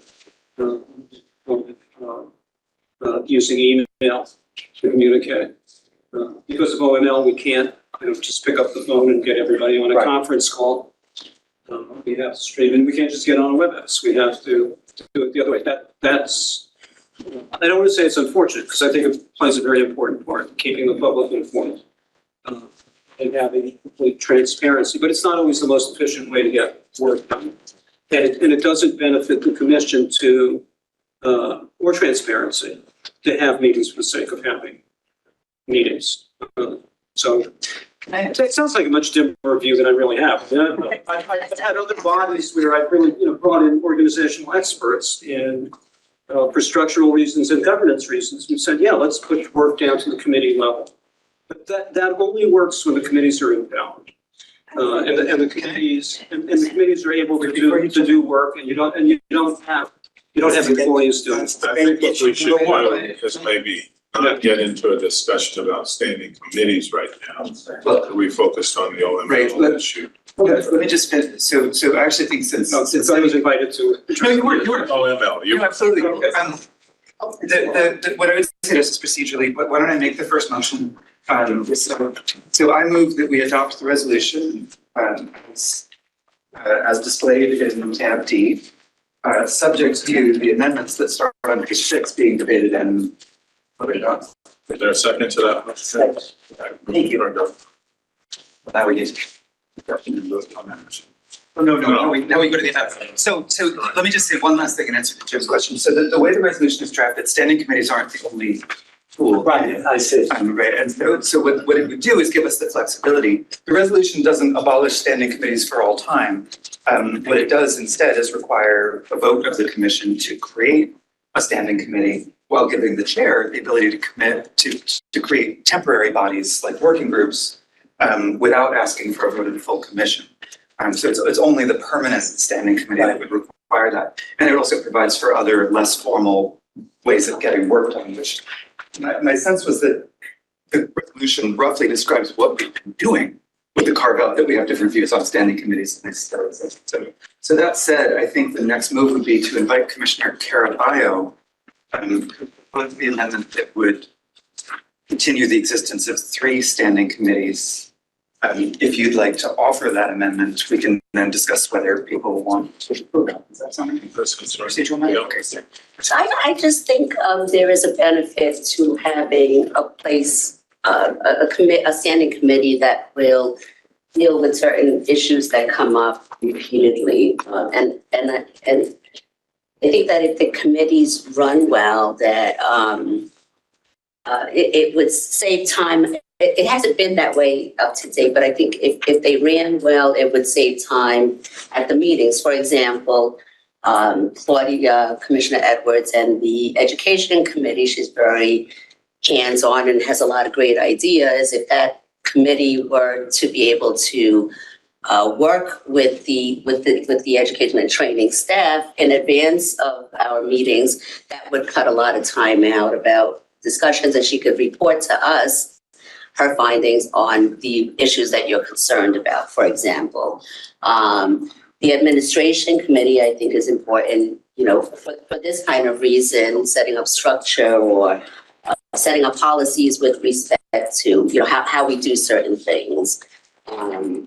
So, and then there's the assignment to those committees. The people who are assigned to it are going to be working on it, and they should be handling those issues. I think that part of the reason that the standing committees didn't work is because there were a lot of ad hoc committees that sometimes took over a function that the committee might have been charged with initially.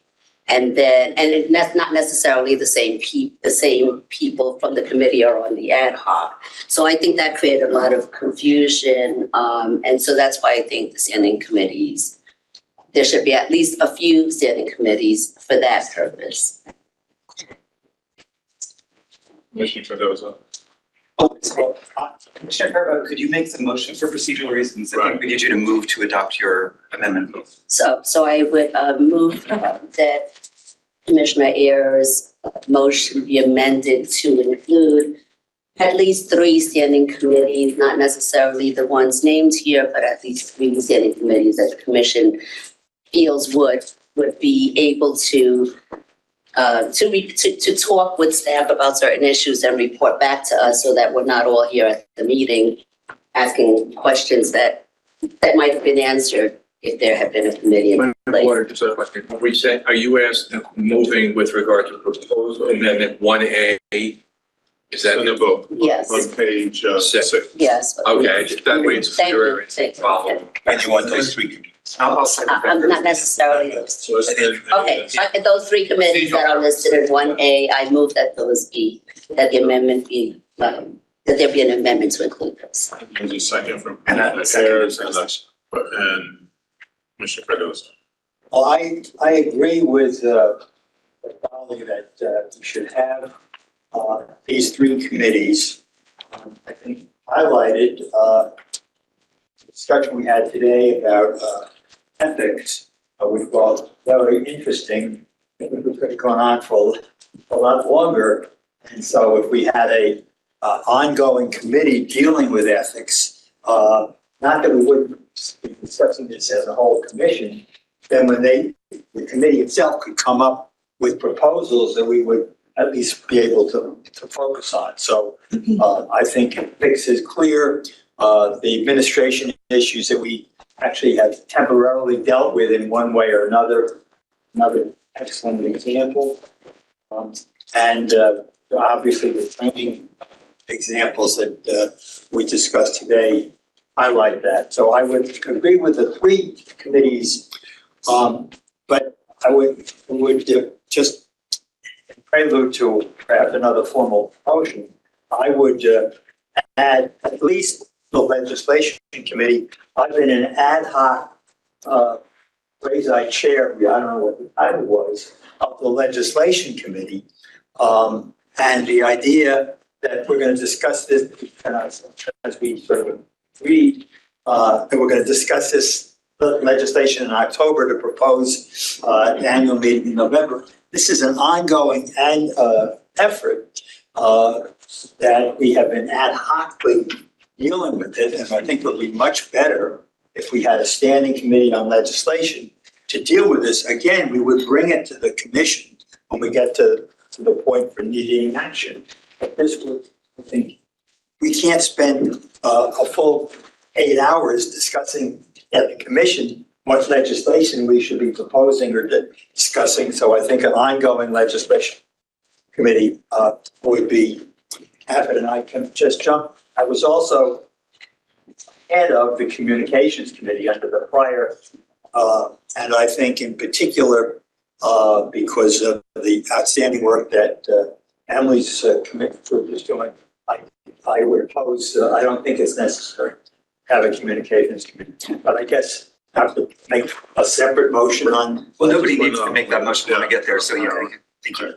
So we have a motion on the table right now to create, to preserve 3 standing committees: administration, ethics, and education and training. Someone like to speak to that. I think, and then. Okay. So I'm free to speak to the issue of standing committees generally. Sure. Okay. For your benefit, you will probably know I have been a long time opponent of standing committees.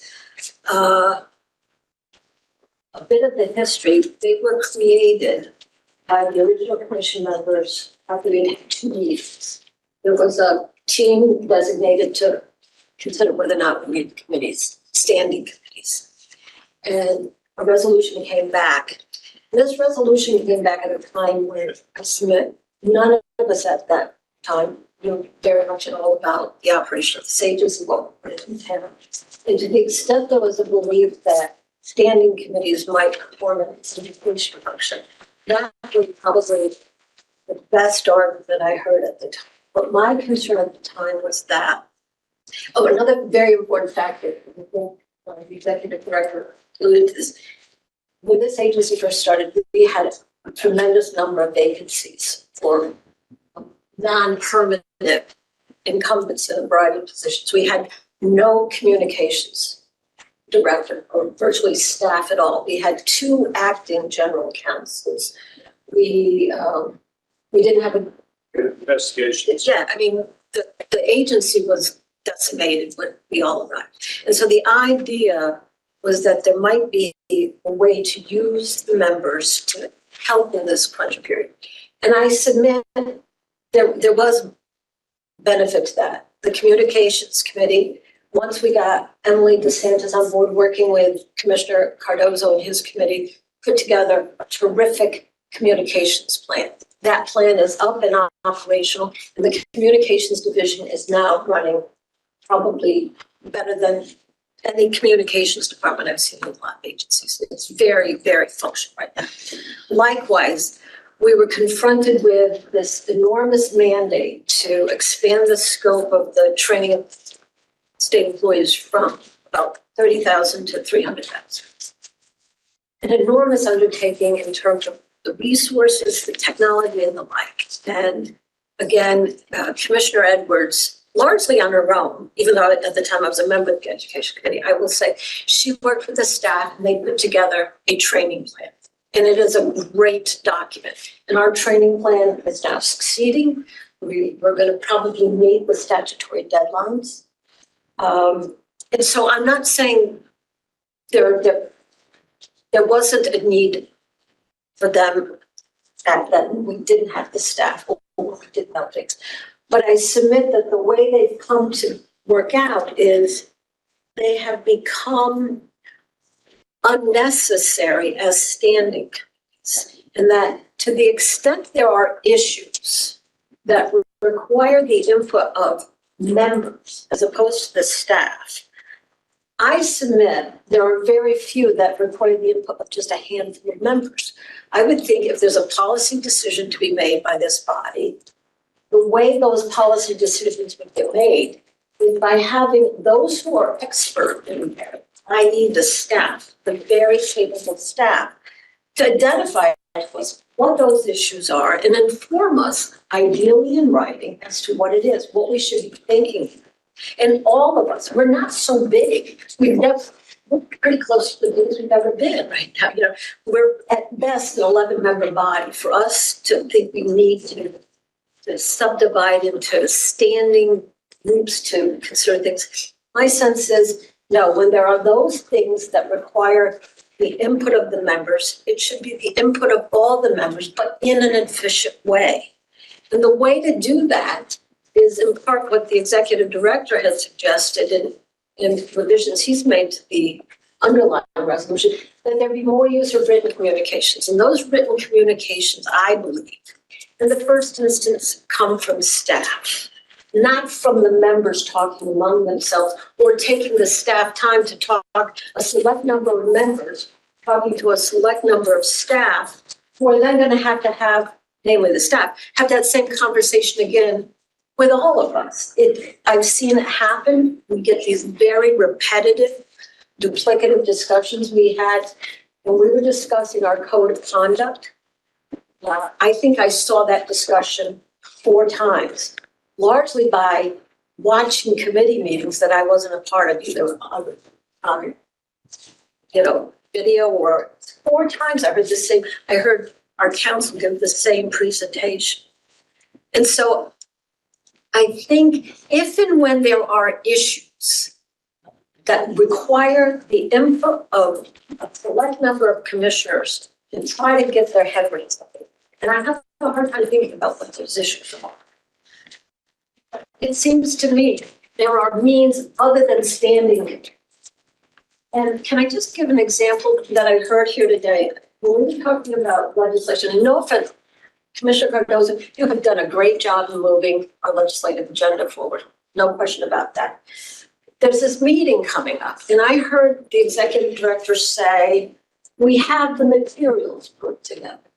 We, the staff, presumably, is who you were referring to.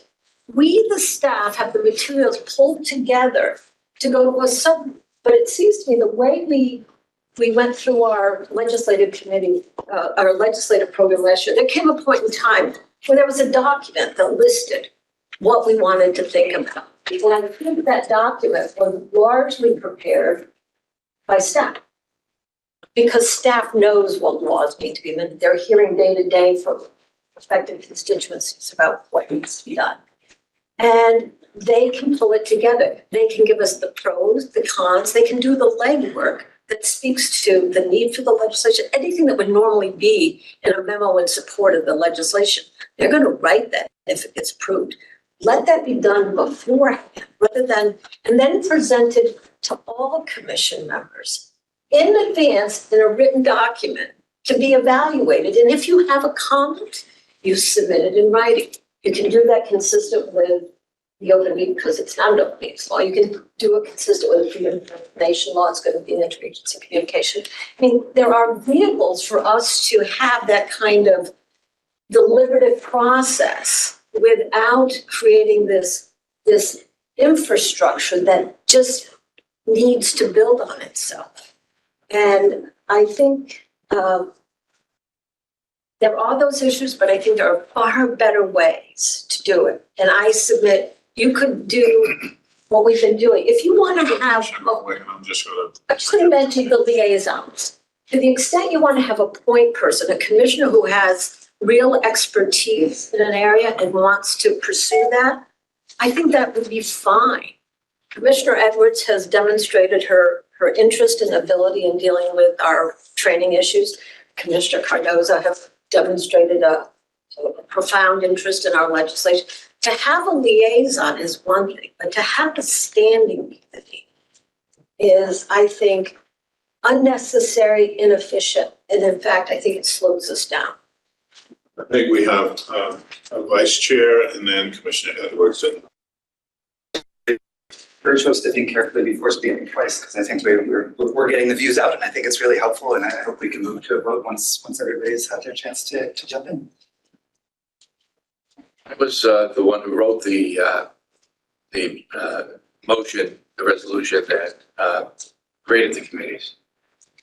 I don't think it's worked. I really don't. I think standing committee with the onerous aspect of the open meetings law, which we have to and will obey, makes getting together, finding a time, publicizing and everything else, issues that liaising with the staff, I think could accomplish more. We have a need for legislation, for example, once a year as we prepare our legislative package before the next legislative session and in anticipation of our public meeting. That's a working group that can do that. We have, I think the administration committee, as good an idea as that was written at a time that we didn't know the staff and the staff didn't know us. And we were kind of crossing our T's and dotting our I's to make sure that we would have the control that we desperately wanted at the time, to be honest, to be sure that, we had a staff that was, quote unquote, at least my view, under our control. We don't need that. We know this is a fabulous staff. They think of it long before we do. Our job is really to oversee and what happens and set policy. Education may be an exception because it has proven to be a phenomenal success, I think, in terms of what we've done. But overall, I think it's a great idea that really doesn't fit. If the glove doesn't fit, we tried it, it didn't work, in my opinion. Either way, I think we've got the talent to do it, and we've got the staff to make it easier for us. But I would tend to lean towards the working groups and the liaisons. Which I was. Thank you. I have a different perspective. When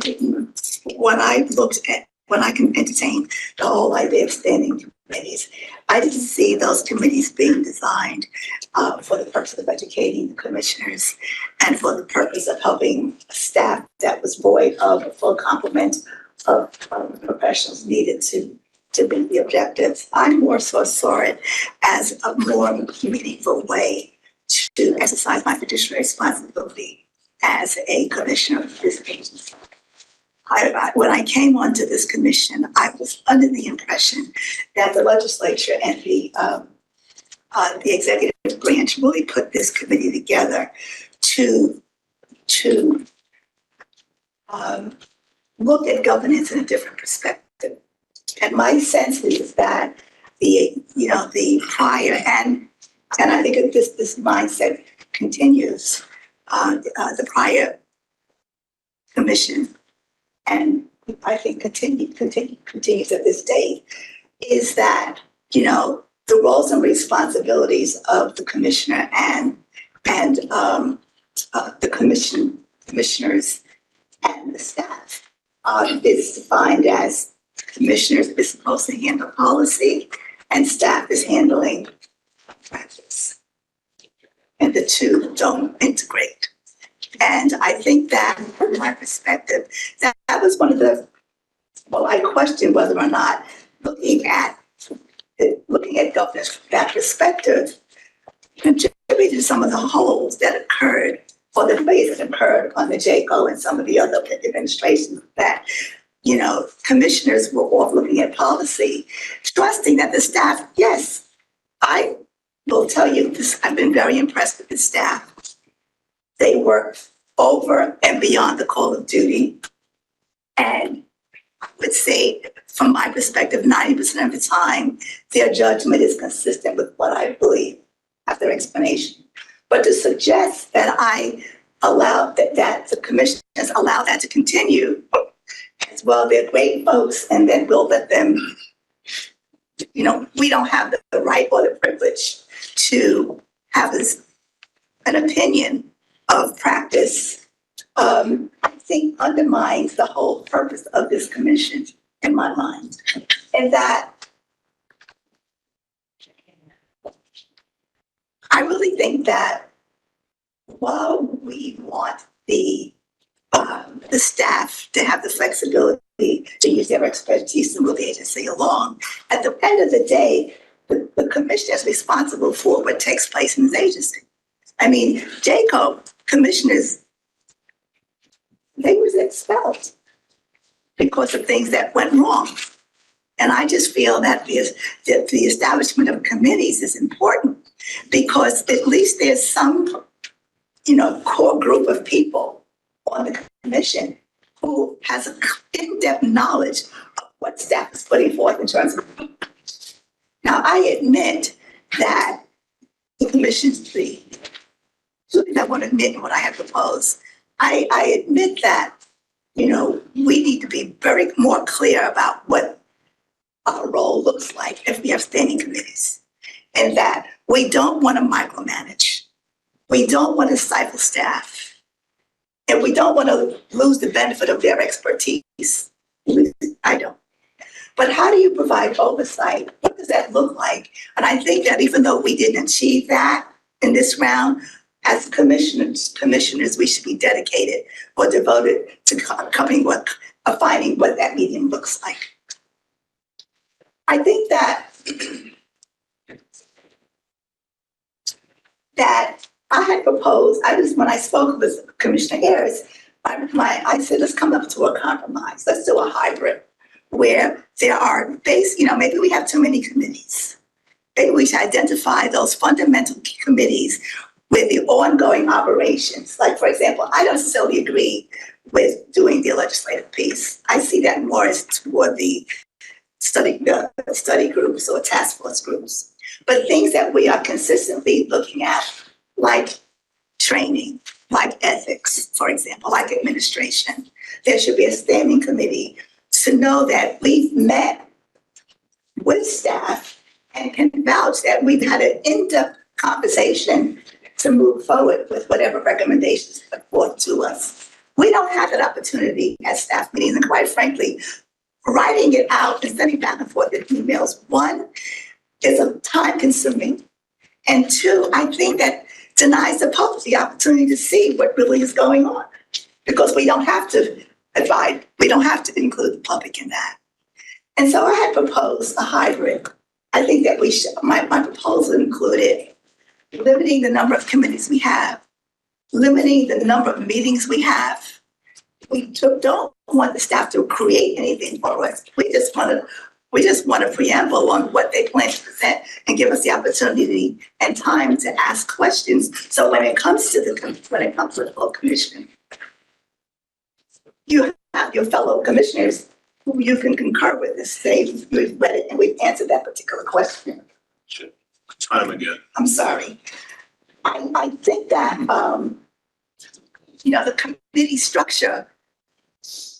I think the committee structure, the things that we can do. Like I was a proponent of anybody who wanted to attend a meeting should. Maybe we should pull back on that to minimize the redundant bits, and that only committee members who are assigned should be invited to those committees as opposed to opening up so that it won't be so repetitive. And really work with staff and give them create an environment where they feel comfortable with pushing back. We really feel when you do that, it micromanages. Here's a question you should be asking me as opposed to going down this path. And I just think that I'm committed to looking at how we can be more efficient. But I'm also looking at reducing standing committees, the time involved, and having the chair the flexibility to appoint work groups and individuals to examine issues that emerge from standing committees or at the regular committee that are not within the confines of the standing committee structure. Thank you. Any other comments, questions?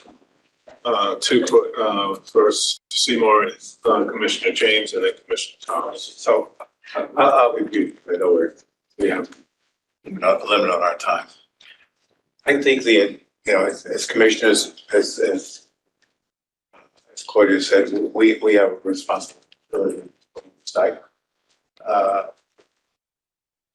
But I also think it's difficult for us all to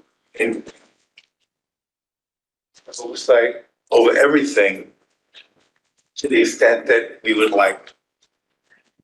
That's why I favor having standing committee, because I think you identify a few people who focus on a particular area, whether it's ethics, administration. And those people, over time, will hopefully develop even more expertise on those particular areas. But I think it's beneficial to the staff to have a sounding board that they can go to talk about issues that are right in that particular area. So I would favor having standing committees that those commissioners on those committees, and they would be limited to develop the expertise in those areas, and they, on a continuing basis, work with the staff. Commissioner Morris. This is a lot to take in, and we're all making good arguments with a lot of valid points. I want to start with one question. The Ethics Committee says reviewing and suggesting policies and procedures to ensure that the commission avoids or addresses conflicts.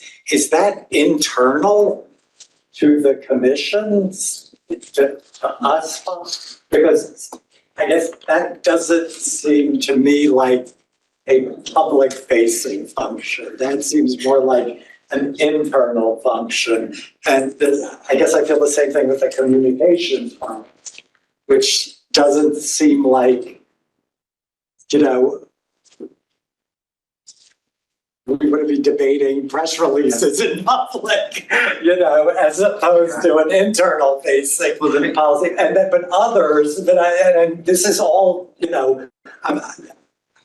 I feel like to act on this now might be a little reckless on my point. I don't want to, but whereas other things, like we're rolling out all this new training, that seems to make more sense to me to have a committee on training.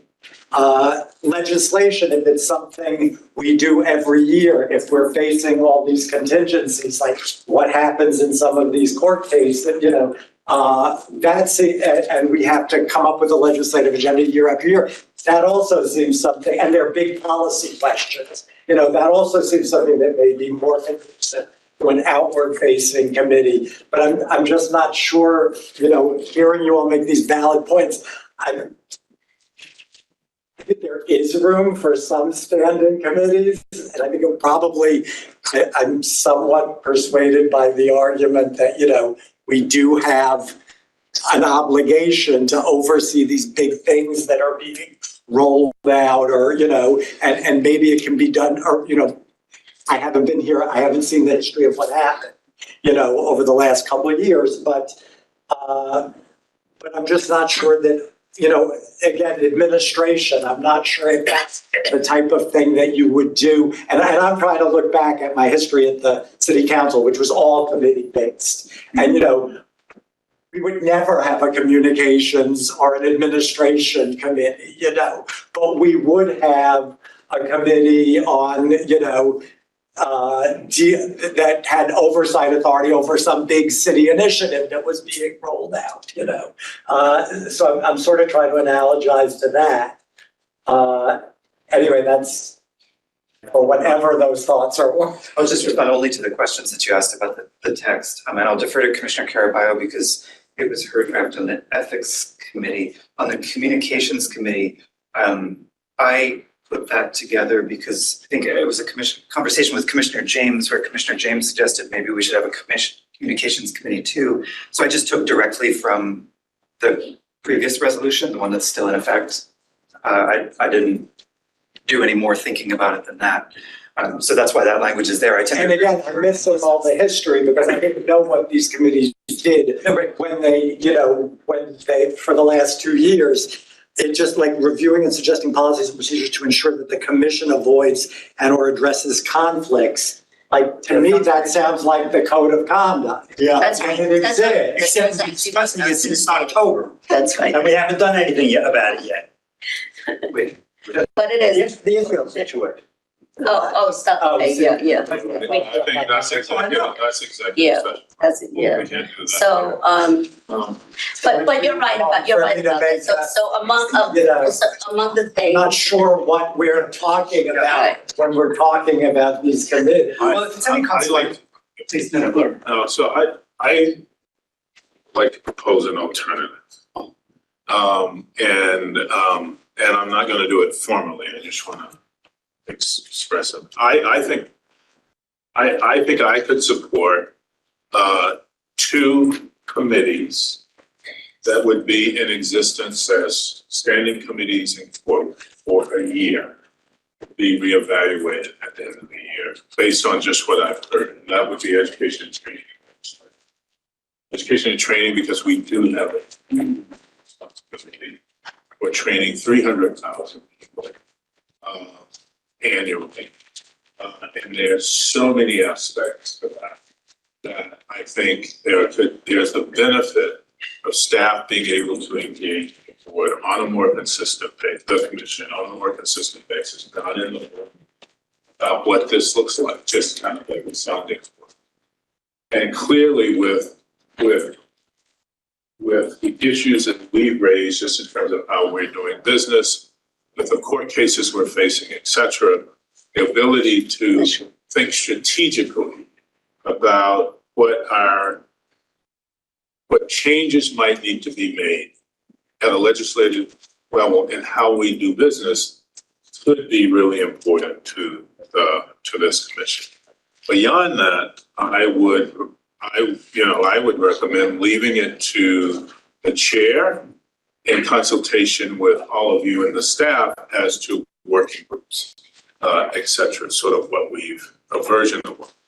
So, without making it formal, personally support 2 committees to be evaluated in a year, education and training and legislative, and then leave it to the chair to, in consultation with the fuller commission, to appoint liaisons or work groups as. Very funny, because before Fred was speaking, I just typed a quick text message to Dolly to say asked if she would agree to just 2 committees, legislative and education. So. And we didn't confer. And we didn't talk. He didn't text me. So may I propose a friendly amendment that what Fred just said with regard to those 2 committees, and as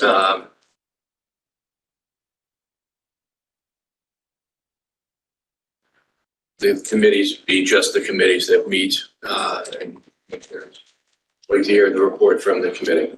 Can we evaluate it in a year? Right. So, yeah, I agree with those 2 proposed committees, but I think administration is important. And actually ethics could be, that could be part of the administration of, us proposing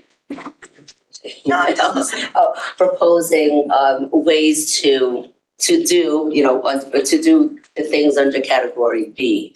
But I think we do need administration to create, a policy for commissioners and guidance for commissioners and initiatives for us to do certain work, of course, with the staff helping us kind of figure out what those administrative things would be. Like, for example, evaluations that,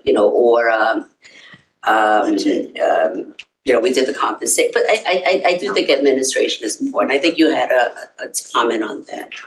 I think, James. I was just saying, I thought administration was an important aspect of the work, and that ought to be included as a committee. I think Commissioner Carvalho's discussed what I would say in support of that. And also, I think the idea of reevaluating in a year is a good idea. And if the administration committee really doesn't have a role and is not doing anything, then we can assess that in a year and make a determination. So as a procedural matter. Let's ask about Robert's rules here. So Let's say we're in the same place. Go ahead. Any changes to the text that's already been drafted is going to require either doing drafting live in a meeting, which is not usually a good idea, or tabling the final vote. Well, let's see if we can get there. Wait, Yeah, sure, go ahead. My suggestion is, if people would feel more comfortable with the idea that we're going to revisit in a year, that's totally consistent with every version of this text, so we could just agree separately from the resolution. We could have, in other words, we don't need to write that in to the resolution, we could just agree on that. Thereby avoiding any need for doing editing on the fly, is what I'm saying. And maybe we could agree then to change these as we go within the year. Yeah, under the resolution, a majority can change this committee structure at any time.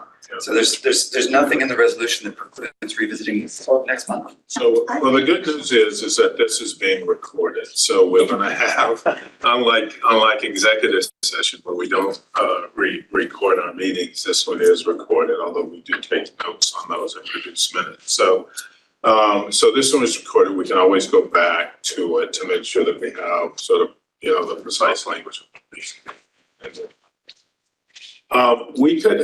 So procedurally, we have a overall motion with an amendment to that motion on the floor. We could do a couple of things. One is that the maker of that amendment, that motion around the amendment, could withdraw it. And then we could make a new motion saying that it could either be I think what you would say, but it sounds like what you want is administration, legislative, and education and training to be as standing committees for a year, to be reevaluated in a year at the latest, but we could also look at it, or you could also look at it. So I withdraw my prior. It would be through administration, legislation, and then be reevaluated.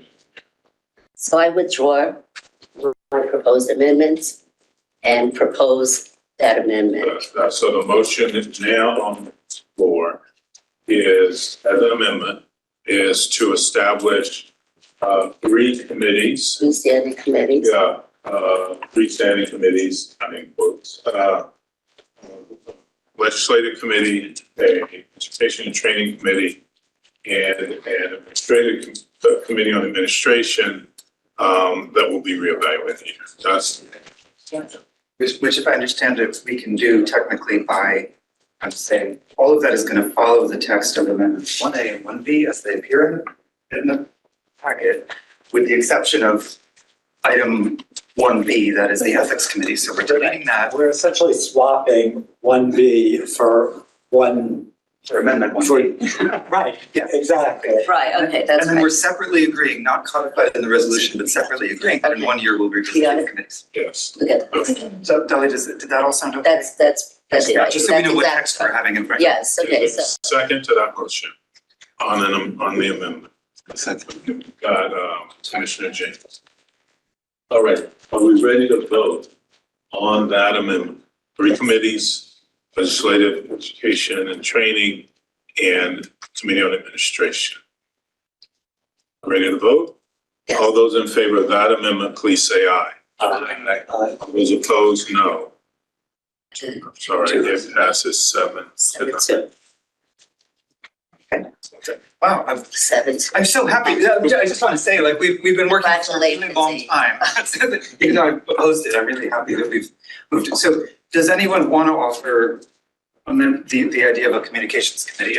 Michael, as the former chair, said he doesn't. Commissioner James, you were the one who suggested that. No, okay. So nobody's offering proposed amendment 1C, which means we can move on to 2A, which is a suggestion from Commissioner Edwards that we add language requiring each standing committee to meet times per year. Do you want to offer that? Yes, I just want to point out though that it's a compromise. I think those committees should be monthly, but in taking into consideration concerns by staff, that we say we do a minimum times a year, but should there be a reason to meet more frequently, and we would come to that consensus with the executive director, we have the organization to do so.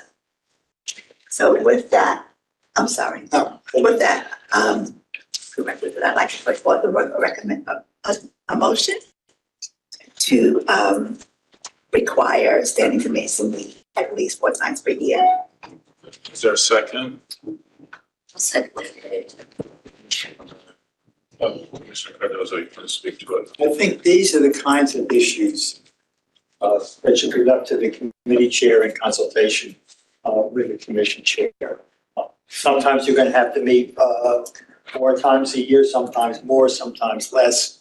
I don't think we need to have that part of the amendment. That's what we're leaving the discretion, the person who's running the commission and running the committees. I think those kinds of things should be not in a resolution, simply handle on an ad hoc basis. Other comments on this? Just a question, if I may. One of the things I had suggested was that we have an automatic thing on the agenda, committee reports every month. That way, you've got that. It was in the text of the resolution. They say what Well, that you'll report, even if you say I don't have anything. It's like I'm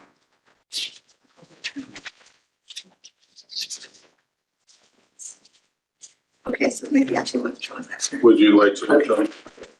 Okay, all right, so she, I thought that would be more amenable to Sandy, but I think it's probably, I'm not going to speak for you, but it would seem to me, based on the conversations we've had, it would be easier to consult and meet as needed as opposed to having something. Yes, I would ask the executive director, designee be included in the process. I understand. Yeah, I prefer that. Right. It really needs to be on an as needed basis. And with respect to reports, I would have the concern that the committee has to report every month. That needs live setting of meetings that are necessary. And bearing in mind that staff is reporting. But I Of think, course, we have constant.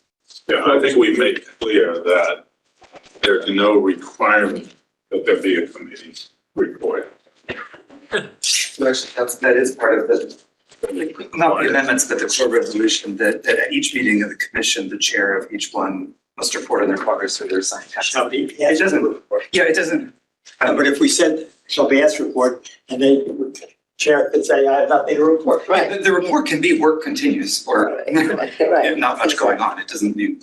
Well, right now we have an amendment, so we don't have any amendment. So the next amendment. So do we want to, okay, so go ahead for the next. Yeah, the next amendment is a proposal from Sandy. Your proposed amendment 2B would essentially encourage committees and working groups to endeavor to use email or other written means to carry out their work to the greatest extent practicable. Since I believe it has to be a commissioner who moves, I'll move for purposes of discussion. Pending a second. Any discussion on that one? I think that's practically, it makes sense. So we do, because currently trying to get everybody together on a committee in one place becomes trying, not always practical, and it means that the committee work slows down. It doesn't mean committee can't meet, but it just means that as much as possible, try to do meetings in a committee. and we've given up on the open meetings. There's nothing in this. It's in the. So I think we should, this is something, so the answer is no, but from what I understand, that there is not very much traction at the moment on making any adjustments to the. Well, I would, assuming it did come up, wouldn't that be a legislative? It would, right, but in terms of what we're looking at, I think in the next year, we should assume that. Isn't that typical of an issue that will at some point come up? Right. At some point in time, we're deciding not to pursue it, at least at this time. Right, but in terms of what's going to unfold on the next year, I don't think we should anticipate To say it another way, I think we should anticipate be operating under the open meetings law as we've been. And I think we should make clear to the public, we're not talking about a less transparent approach when it comes to the open meetings law. We're talking about that aspect of the open meetings law that requires commissioners to always be in one place as a committee, or in some place that can be open to the public, which then makes the fact that people live all over the state, which, because people live all over the state, it makes it impractical to meet as committees as much as we probably like or should. So that's the aspect of the open meetings law we want to see addressed, not transparency, because I think we're all agreed there should be as much transparency as the law allows. All right, so we have this this amendment that we try to do as much work, through working groups and committee, but speaking, we try to do as much work as committees and working groups through email as possible, given the restraint of all of us getting together. That's the amendment. Are you ready to vote? Could you just, what do you want into that language? It's on page, it's in page. And it's also on the handout that Ava gave. There it is. Commissioner statements. It's on my handout. So it's 2B on amendment 2P. Yeah.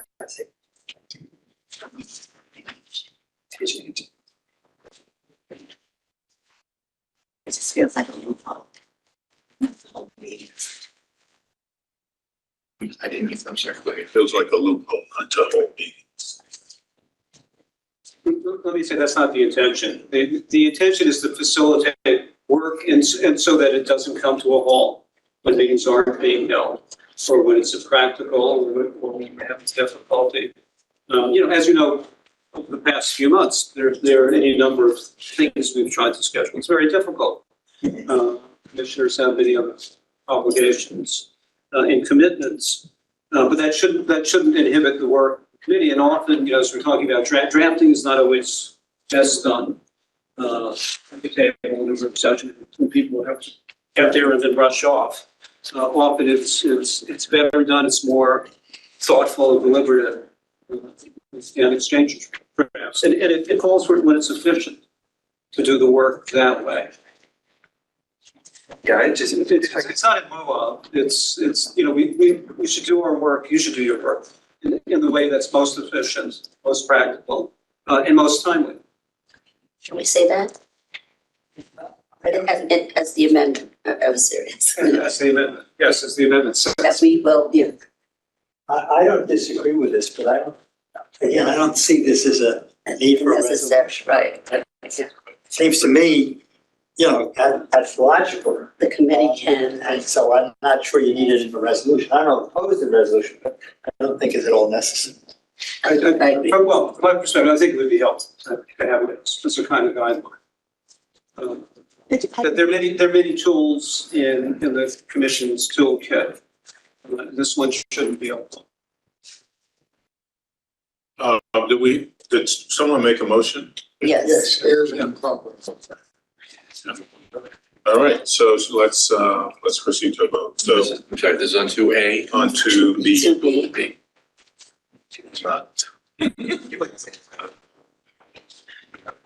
All right, are we ready? All those in favor of the amendment that would encourage committees and working groups to report as much by email when possible, please say aye. Aye. Let's do a show of hands. 1, 2, 3, 4. All those opposed? 1, 2, 3, 4. Where you are. So those in favor of the motion were. Edwards is down. Yeah, this is up, opposed. Who's opposed? So those were James, Edwards, Ayers, yeah, and Cardozo. Three. I'm abstaining. I just don't feel like following. Yeah, I voted. So say, Who's a no? Who's a no on this? Hands up for the no's. Everyone's, all the no's, so. Edwards, Ayers, Cardozo. this week. That's cool. I see 4 hands. Yeah, That's right. so there are 4 no's. Okay.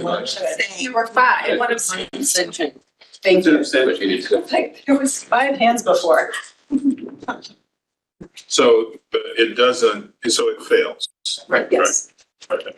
All right. But that's not to say they can't. That's what I We don't said. have- We don't have the sense of what. Right. No, I strongly submit the idea. Right. Yes. Okay, so proposed amendment 3A, suggested by Commissioner Groenwagen, some constraints on standing committees and size of standing committees. Do you want to? Well, this concern grows out of experience where we've had committees where we had more, a quorum. Yeah, we've had committee meetings where there were 8 members. I don't know how that's a committee. There was a time where there was one such meeting. The suggestion that we have a commission meeting instead prevailed, with pretty firm opposition to, or thought to be unnecessary, but it seems that there's no limit on the size of committees. There wouldn't be.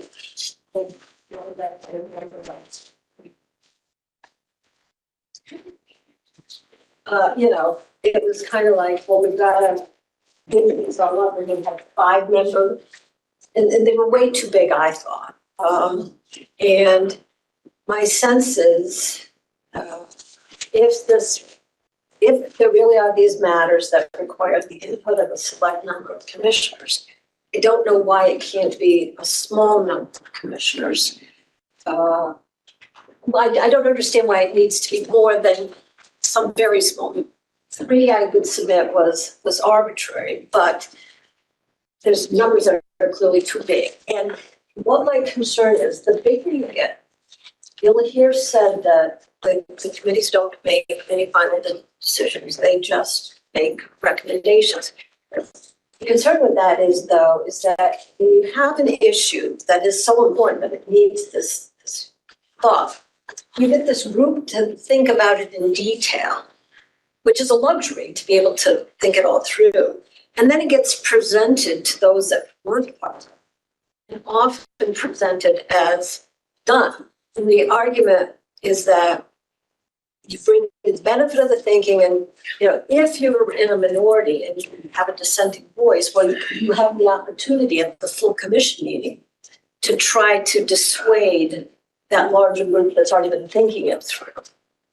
And I think that for a body as small as ours, and purportedly on these issues that are so important, they needed this, that's not a good way for a body to make decisions. And so one way to address that would be to keep the size of these groups very small. Mr. Edwards. Before we take some of the comments, I just want to have, there is also provision in, we need a motion from you to offer, if you're comfortable for That discussion on discussion. And if you're offering proposed amendment 3A, which is your other, then I think we should also just mention that it limits commission members to 1 standing committee each. Yeah.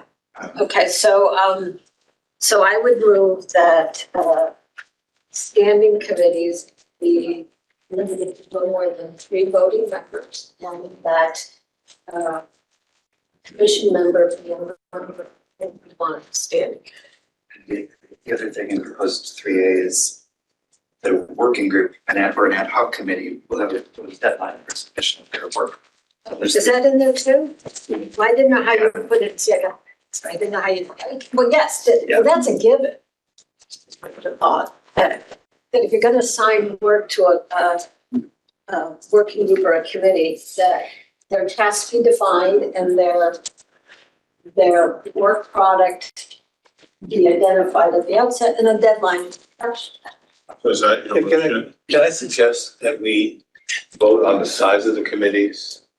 So separately, vote on the ad hoc committees and some of the work groups. Okay. Yeah. So that's your motion, that we limit committees to 3 members and that a commissioner can only be a member of one standing committee. That's the motion. Did you want it broken up even further? So Or before we get there, just a second. Is there a second? Sure. All right, so that's the motion. And do we need any more discussion? Commissioner Cardozo. I think we're unnecessary limiting. It makes a lot of sense. There's probably going to be only 3 people. Maybe once in a while, depending upon the circumstances, it'll be 4 people. To say you can only be on one committee sounds right. But if there's some particular area that maybe you're already having someone who's on another committee is the clear expert, why are we trying to limit the discretion of the chair?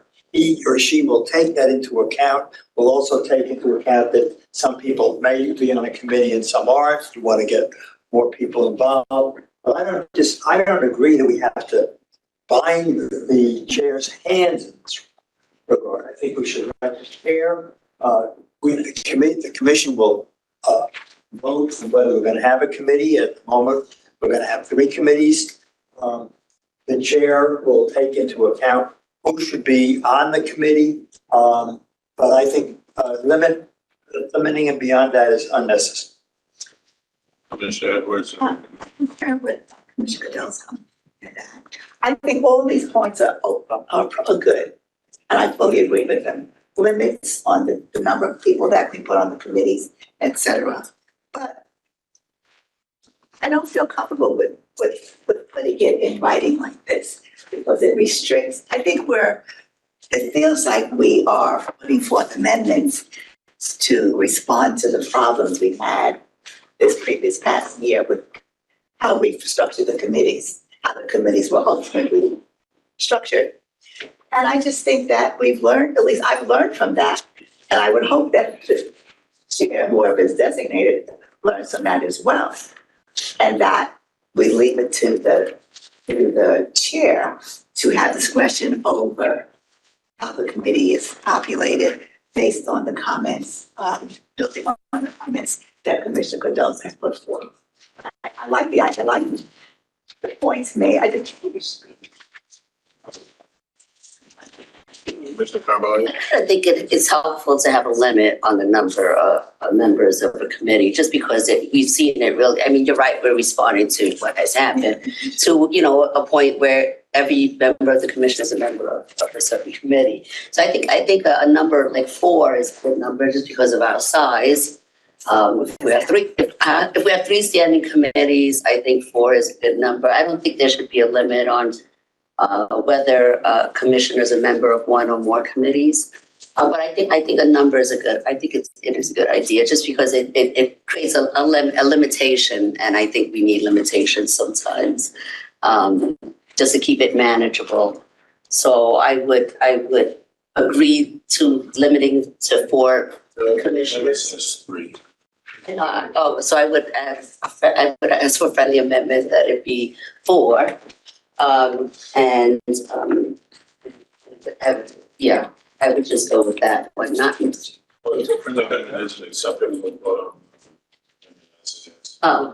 I had to reject it from me. It's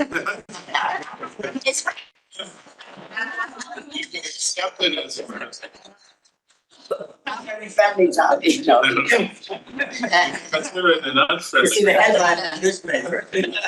Right.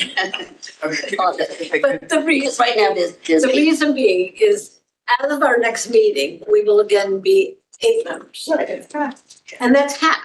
I'm hopeful that we're reconstituted. Oh, I understand that, but we're at our largest right now. I withdraw my friendly amendment. And so why I consciously picked 3 was I was trying to keep it at a workable number. Okay. Yeah, because So I withdraw. we have this amendment on the table to be considered. Are we ready to vote?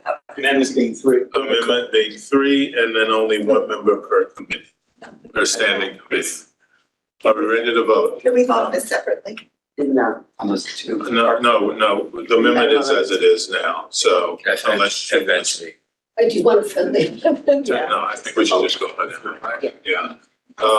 And then we can come back. So if All those in favor of the amendment to limit committees and working groups to 3 members, and that each commissioner can only be a member of one standing committee. All in favor of that motion, say, raise your hand. Aye, hands up. In favor. I see 3 hands. All those opposed? Everybody else? In favor? Everybody else? Okay, so in favor, Sam Brownwagon and Weston. Everybody else? When I raised my hand, I was encouraging people to raise their. So with the no votes, please, hands up on the no votes.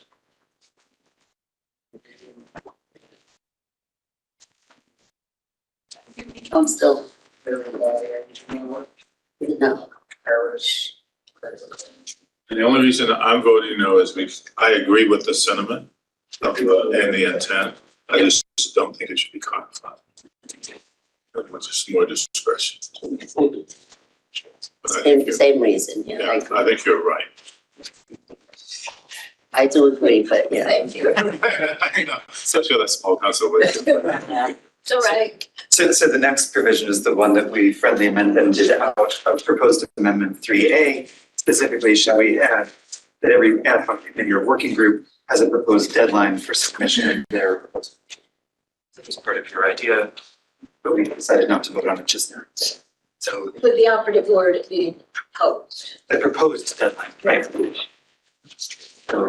So we're. I'll make the motion to adopt that. That we. Yeah, I understand this is the proposal, so, It's in the form, it's just need my second. okay. So what's the motion then, Ms. Mayor? To add to section 3B of the resolution, the phrase, and a proposed deadline for submission of the proposal. When the chair establishes an ad hoc committee or working group, the chair. Not inflexible. Is there a second to that? Okay, Commissioner James. So the amendment would be that when an ad hoc working group has been established, there would be a deadline set at the time that they are established for the completion of their proposed deadline for the completion. Which I think has been our practice. Frequently, the chair will say, I'd like to take an end and have a day before. So the expectation that they've done the things they've done. Seconded by Commissioner James. All right. Any more discussion, any more questions on this? All those in favor of the amendment that would well, let me just get it right, that would have ad hoc working groups have a proposed deadline for the completion of their work or their task when they are established. All in favor of that amendment, please say aye. Aye. Any opposed, no. All right. Okay. Cheers. We're almost done. So, proposed amendment 4 would allow 3B. 3A, 3B. I think 3B is obligated by our earlier motion, which said that we're going to review the standing committee here. I just had a question. We left it after. Commissioner James had decided to split the vote between the committees and ad hoc. No, it was one. Right, we voted for all. You had 3A, first, second, and third. Separate votes. He was voted on all 3. Okay, thank you. Sorry. Voted on the first 2. Then we just voted on. Just. Okay. All right, so is proposed 3B now a moot point? Yeah. Me, yeah. Let's do 4. Proposed amendment 4 would allow the chair alone to create a standing committee without a vote of the commission. This is a suggestion from Vice Chair Austin, so. For Vice Chair Austin. Is there a motion? No. What the original proposal said, a standing committee could only be created by a majority vote. Yes. It's created by, we took the only Oh, out. sorry, so it's either one. So it's the chair or a majority vote. So it would allow for the chair or a majority vote of the commission to create standing committees. So the commission can still do it, the chair can also do it. That was the only difference. So, is there a second? I can't second it because I'm moderating. Is it, just so it could die for lack of a second? The only reason I put it in was basically, it probably doesn't matter, but the bottom line is that the alternative is the chair just appoints a working committee or something, and the committee is created without the approval of the commission. So I thought putting it all together, if you don't want it, forget it. So it's withdrawn. All right. Final proposed amendment on your list is changing the text of 7C and 7D in the resolution, essentially to the requirement that information about committee meetings be shared with non-members. So right now, section 7C and 7D say the staff liaison will advise the full commission of the time and date of the meeting for committees. And section 7D says when materials are circulated to a committee, they also have to go to every member of the commission who's not on the committee. This would change that. So it doesn't restrict non-committee members from going to committee meetings, but they won't be getting notice. So they won't probably. They don't have to get. They don't have to get notice. And they don't have to get. Well, wait a minute, they will have to get notice because it'll be the open meeting. They'll have to subscribe to our email address to get it. No, Our it'll public. be on the website. It'll be the open meetings law would require that the general public. That's what I'm saying. They have to get the general. Yeah, so it's already redundant. I was just concerned that and I had the sense that everybody was agreeing that, the committee should meet and the rest of us wait until we get a report or whatever, that this is consistent with that. Do you want to make a motion or do we just? I'm sorry. Who's the majority of the commission? Chair, the committee chair or the staff? That's more work. The committee will get it, but that's it. If a commissioner calls up, the material will be available. So this would in no way prohibit those materials from going to the commission. It's just that, when you have a committee meeting and 8 people have to think, and it just became too much. But I just wanted to put a limit on it. It's your call. I made too much. So I second. So a motion is made, the motion is that we remove the requirement that information about committee meetings, along with background material, be circulated. We're removing the requirement, but it doesn't mean that we're prohibiting it. If we can't. It's paragraph D, no longer, yes, that it not be, but I would think, then. Yeah. So the red line changes. Paragraph T would still be part of. Yeah, we have not been in, for a lot of reasons, including preparing minutes of committee meetings. I would urge us to continue not doing that. It's fine to have takeaways from the committee chair. The committee chairs should prepare tasks coming out of a committee meeting, accomplishments, but we have not been doing it minutes. And I would ask not to add that to the.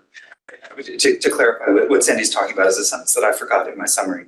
In addition to what we've already talked about, this proposal would add a requirement that there be minutes from each committee meeting. So let's take it in 2 parts, okay? We can separate it out. Yeah, so let's take first whether or not we want to remove the requirement that all information about committee meetings with background materials be circulated. So that's the current motion that's on. Who made it again? Austin. And who seconded it? Okay, so that's what can we vote on that now? All those in favor of removing the requirements? Sure. having been the person who made the motion, put that into the resolution originally, that was intended to allow, to address that concern I had. If this thinking is going on and there's written materials, it seems to me, regardless of whether or not you actually participate in, I think you should be entitled to the benefit of what your colleagues are thinking on these presumably major policy issues and not be, and so it should be presumptive that it's shared with everyone so that they can know what's going on. I don't understand why, particularly for a meeting that's going to be held in accordance with the open meetings law, and presumably relevant materials will be posted just as they are for our commission meetings, that they're going to be posted, but don't necessarily share them with the colleagues. That just strikes me as odd. If the concern is that you get too many people commenting on it, that's a different concern. However, I would submit, if you're commenting in writing, which I've done sometimes when I saw materials going around, I would just say, if I had a comment, I put it out there while the committee was deliberating, rather than keep it to myself and wait for a final, discussion of it. So I don't see why you wouldn't do it that way. I don't see the harm in that. In fact, I see there's great value. If you have something that you think is appropriate to the discussion that's being had, why can't you just submit it in writing? I don't know. But if you haven't seen the document, you can't. So again, the motion on the floor is to remove the requirement that information about committee meetings and background materials be circulated to the commission. Doesn't mean that it won't be, doesn't mean it can't be, it just means it's not required to commissioners. The committee meetings are recorded, right? And posted on the website. It's open session. Yeah. Unless it goes into executive session. Okay, I'm just wondering, I don't see the problem with having it, except for I do admit that's a burden on staff. I wanted it, but it is a burden on staff. And I'm just wondering, in lieu of minutes, would we be comfortable with transcribing or posting the transcript? We're just on materials. So we'll get to the minutes. Okay, sorry. All right, are we ready to vote on this, removing the requirement to circulate information and background materials for all committees? Sorry. All right, are we ready to vote? All those in favor of removing the requirement, please raise your hand.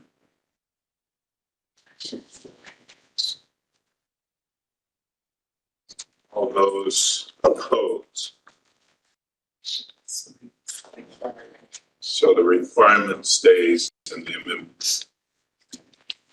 And those five again slowly were James. All right, now let's do a motion to require minutes be taken at the committee meetings. I will soon circulate. I so move with the following change. The final sentence should now read, the committee chair or his/her designee shall prepare minutes. That's not required by the. I thought it was. Minutes? No, minutes. No, we've been advised. But they're not required. Let's get the motion.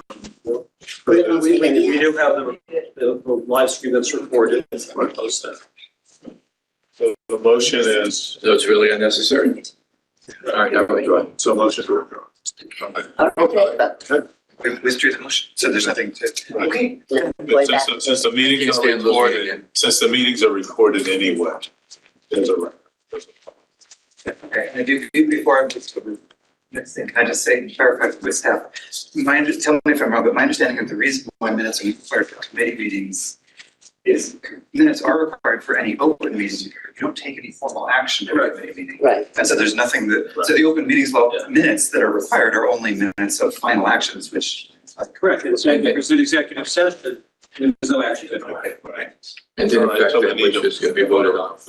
Yeah, so. Be in the report. Oh, so, committees don't vote on their recommendations? Oh, okay, okay. Well, we vote on a recommendation, then we vote on, then we present it to the commission. But it's just a recommendation, it has no, That's a vote. it's not binding. Well, since we're, let me just say this, nothing in this resolution prevents us from complying with the open meetings law, so we can continue this conversation about what's required in the. Finding or not, an action to take. So we have a motion on the floor as amended. Yes. All right, are we ready to vote? Yes. And we're voting. The final Yeah, passage. The final passage of the full reso as amended. How did we do it? We didn't. No, I withdrew the minutes. That was what. No, No, It's not. we have a public record in the recording. And basically, the point was properly made. A, it's recorded, and B, the committee's going to give a report at the next meeting. You can always revisit. No, you can always revisit. of course, to the extent that the open meetings law has any requirements, we're not going to. Okay, so we're ready to vote for the full motion as amended. All right, all those in favor of the resolution put forth by Commissioner Ayers and seconded by, I think it was Commissioner James. Please say aye, or raise your hand. So that's 1, 2, 3, 4, 5, 6, 7. No, 7. All those opposed? And one. Did you say yes? No, I didn't. The wrong way. So it's 8-1. 8-1. Just make you happy. Thank you. All right, well, so a big thank you to Commissioner Ayers for shepherding us through this process. Thank you. Thank you. Over a year in the making. I just say, I think that shows how efficiently this body can work when it's one person doing it. I'm sure a future chair will agree with that. Can we now move to the next item on the agenda, which is a failure to file this delinquency report update. Yeah, I mean, for the sake of moving through this quickly, does anyone have any questions? The first page is just the breakout by delinquency that have been issued. The individual, everything is posted on the website if you want more detail on it. With respect to those delinquencies. The remaining 10 pages under the tabs is, as was classified at last commission meeting, on the same chart, the 4,020 or so individuals who received failure to file notices after not filing in mid-May and not responding to various requests for commission. From staff, and it includes the number of individuals agency or commission required to file and percentage represented by the number of did not file at the time of receipt failure to file notices. Commissioner. I would just ask, seems that there's an average of 12% untimely, but there's a number of agencies where the percentage is much, much higher. I just wonder if you considered having specific conversations with the agency heads of those commissions. But the point was made last month, yes, the MTA, well, the MTA numbers were very high, it's a very large staff. But look at, some of these agencies are 40% delinquent. So I just wonder if making any concentrated effort to go after those agencies and speak to the head of the agency, et cetera.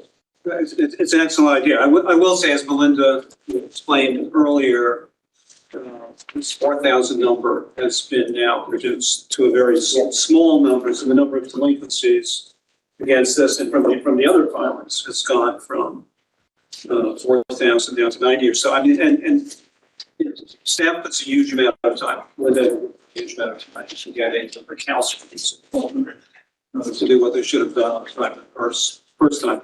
It does add to the burden of our work. That's on top of all the other things the group has to do. They have to get after all these people. So it's a good point. I think there's some other things we can do as well to focus on those agencies. And whether it's through the agency heads or the FX officers, and it counts. That's thank you. Just ask a quick question. You know, it seems to me like there's a lot of numbers that are high, but CUNY, SUNY, and I just wonder, is it clear who has to file and who does not have to file? Because I think, you know, knowing a couple of professors in these schools, it seems that that they may feel that even if they make above the threshold salary, if they're not a policymaker, they don't have to file. Is that correct? Or if that's unless they've been, either the class has been exempted or they've applied and received a specific exemption, they do have to file. And it's not as if, it's not like filing your taxes, in the sense that you get an email saying, you know, you're required to file. You know, here's the date you have to file. Academic files are on a different cycle. Okay. I don't know, Melinda. These are non-academics. Those are all non-academic. Okay. Non-academic. Thank you. Okay. Yeah. So that's the question. The academic filers have tended to be, I don't want to say problem children, but you know, I think the beta has clarified. Not as responsive as they could be. So a lot of effort goes into getting their filings, but they do receive a notification from us that their FTS is due on such and such a day, and they they're notified of the procedures that they think they're entitled to the exemption and how to apply, and they receive the link so they can go right into the system and do their filing. So they have to kind of ignore that. Okay, I got it. Then they have to ignore the series of, and we go above and beyond if they don't file when they're supposed to. After 10, you know, there's a 10-day grace period in effect.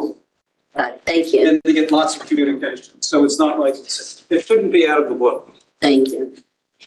All right. So any other comments or questions about this report? All right. So the next thing on the agenda is that you all know, I informed this board and publicly in July, but informally prior to that this would be my last meeting as a member of the New York State Commission on Ethics and Lobbying in Government. And thus, I would also be relinquishing the chair. My last official day, as I informed the governor, as a commissioner, will be September 30th technically, but technically today it's him. I want to, before we get into talking about what happens next, I want to just say a real sort of heartfelt thank you and deep sense of gratitude to you as commissioners and to the staff for standing up a commission in the wake of serious and major controversy and making it a commission that I think we all can be proud of and say with a great deal of pride and confidence that we are members of this commission. And then even in the wake of some fairly serious headwinds, this commission has continued to do stellar work under leadership, under Sandy's leadership, and then with your incredible staff. So I want to thank all of you for that. I'm really encouraged that the morale hasn't flagged in wake of these headwinds, but people still get up every morning and come to work and do this work on behalf of the people of the state of New York. And that's a great tribute to all of you, both as very talented people, but as professionals and who understand what it means to do a job and to do it well. So I want to say how much I appreciate that. I appreciate the commissioners and how you have stayed with this in spite of these headwinds, and how you've shown the state how a commission can and should be run, this task with the kinds of responsibilities that this commission has been tasked with. I think the support we receive from the governor's staff in terms of doing this work and their commitment to making sure that we have the resources that we've needed in order to establish this commission as it needed to be established and to do the work that was set before us, as we have done, and I think we've done so extraordinarily well. I've been very proud to be able to chair this. I felt honored to chair it. I've been humbled by the task and sometimes frightened by some of the things that we've seen before us, but we've made it through. We've not always agreed, but we've found a way to move beyond our disagreements in order to make this commission function the way it should. And so I'm very pleased, humbled, and honored to have the opportunity to both be on the commission, a new commission that was established, and then to chair it from its beginning. But the time has come where I want to do something else with my time. That in no way says anything other than I want to do something else with my time. This is still important work. It's absolutely important that it's work that is taken seriously. And I'm glad that there is a team of commissioners and a staff that's prepared to continue to do that. But in order to do that, in light of the fact that I am stepping away as chair and then stepping away as commissioner at the end of the month, we need to elect a new chair and then after that, perhaps a new vice chair. So with that in mind, I'll open the floor for a nomination or nominations for chair of this commission, effective at 12:01 a.m. September 19th, 2020. Mr. Cardoso and then Commissioner Evans. I nominate Commissioner Mr. Leonard Austin. Okay, it's been nominated. Is there a second? Yeah, sorry. So are there any, I think we'll just do them one at a time. Unless there are any more nominations. All right, Commissioner Edwards. Yeah, I have a question. Before we entertain a vote, can we go back to the minutes because I'm just not clear on this. When you and Commissioner Austin were nominated, it was prior to your being nominated as interim. So we were nominated. So I'd like to move the minutes to reflect a couple of things. When the actual nomination took effect, I'd like to see the minutes for that. And what did it say about if it's not minutes, deliberations, what did it say about succession? I don't believe there was any discussion about any succession plan. It was in March of 2023 that Chair or Commissioner Davey was elected as chair. Per the statute, there's one office on this commission, and that's chair. And his term, I would submit, began when his 2-year term, because the statute provides for a 2-year term, for the office of chair. I would submit that 2-year term began when he was elected as chair. Not interim chair, because there is no office of interim chair. There's an office of chair. That election was in March of 23 to expire in February of 25. Thank you.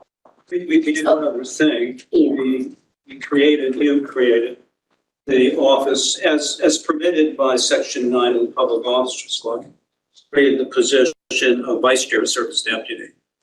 And specifically, staff find at that time that the role of the Vice Chair would be to step in should the chair become incapacitated or unavailable for a meeting. And by operation of law, succeed to the office of chair should the position become vacant during the term, during the 2-year term of office. We never formally resolved this the first time the issue's been raised. Right. So his opinion, we never formally opined or addressed the question of whether the commissioners intended that the 2-year term to which was being elected in March would relate back somehow to his initial election as interim chair. As Keith has said, there is no interim chair position. As such, the commission created it. And we think it's within the inherent authority of the commission to designate an interim chair. I seem to recollect, of course, it could be wrong, that when we voted officially, because I wasn't here for the interim vote, that we said it was retroactive to the date of the original interim election. So I think you're right that we should take a look at the minutes and see what that said, but I'm pretty sure it was retroactive to that date. The date of the interim election. At the time that we did the election again you're saying March 2023 was the election? Right. The formal. We did interim chair in September, and I think it went back to that date, so I think we should look at those minutes and because I do recall that it went retroactive. So that means it would be September the 24 now would be the 2-year term, right? But I don't dispute what you said though in terms of moving forward. I do have a question though about the issue on succession. And that we never really discussed it. We probably should discuss it now. Because I remember there was a lot of discussion about even wanting the vice chair. There was a vote and those wanted one. So in the midst of that discussion, I don't think that any of us was thinking about succession. And I think we should clear that up today. Yeah. Even if we do it for the interim, I'm not, again, this is just an open discussion. It may be that if this is, why am I saying this? Because now I agree with those who said previously, why do we have a vice chair? It may not be necessary. I'm not having gone through it for a whole year. I can see that, but maybe it's needed now in this interim. I don't know that, but I wanted to confirm or let the records reflect that we never really discussed intent around succession. So we have a motion on the floor that has been seconded that Vice Chair Austin, he's not succeeding me as chair in his vice chair capacity. He is being elected outright as chair as a member of the commission.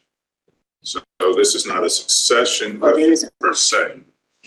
If we said he's elected effective as soon as the existing then it's right, but if not, then it's not right. effective immediately or as soon thereafter as the relevant provisions permit.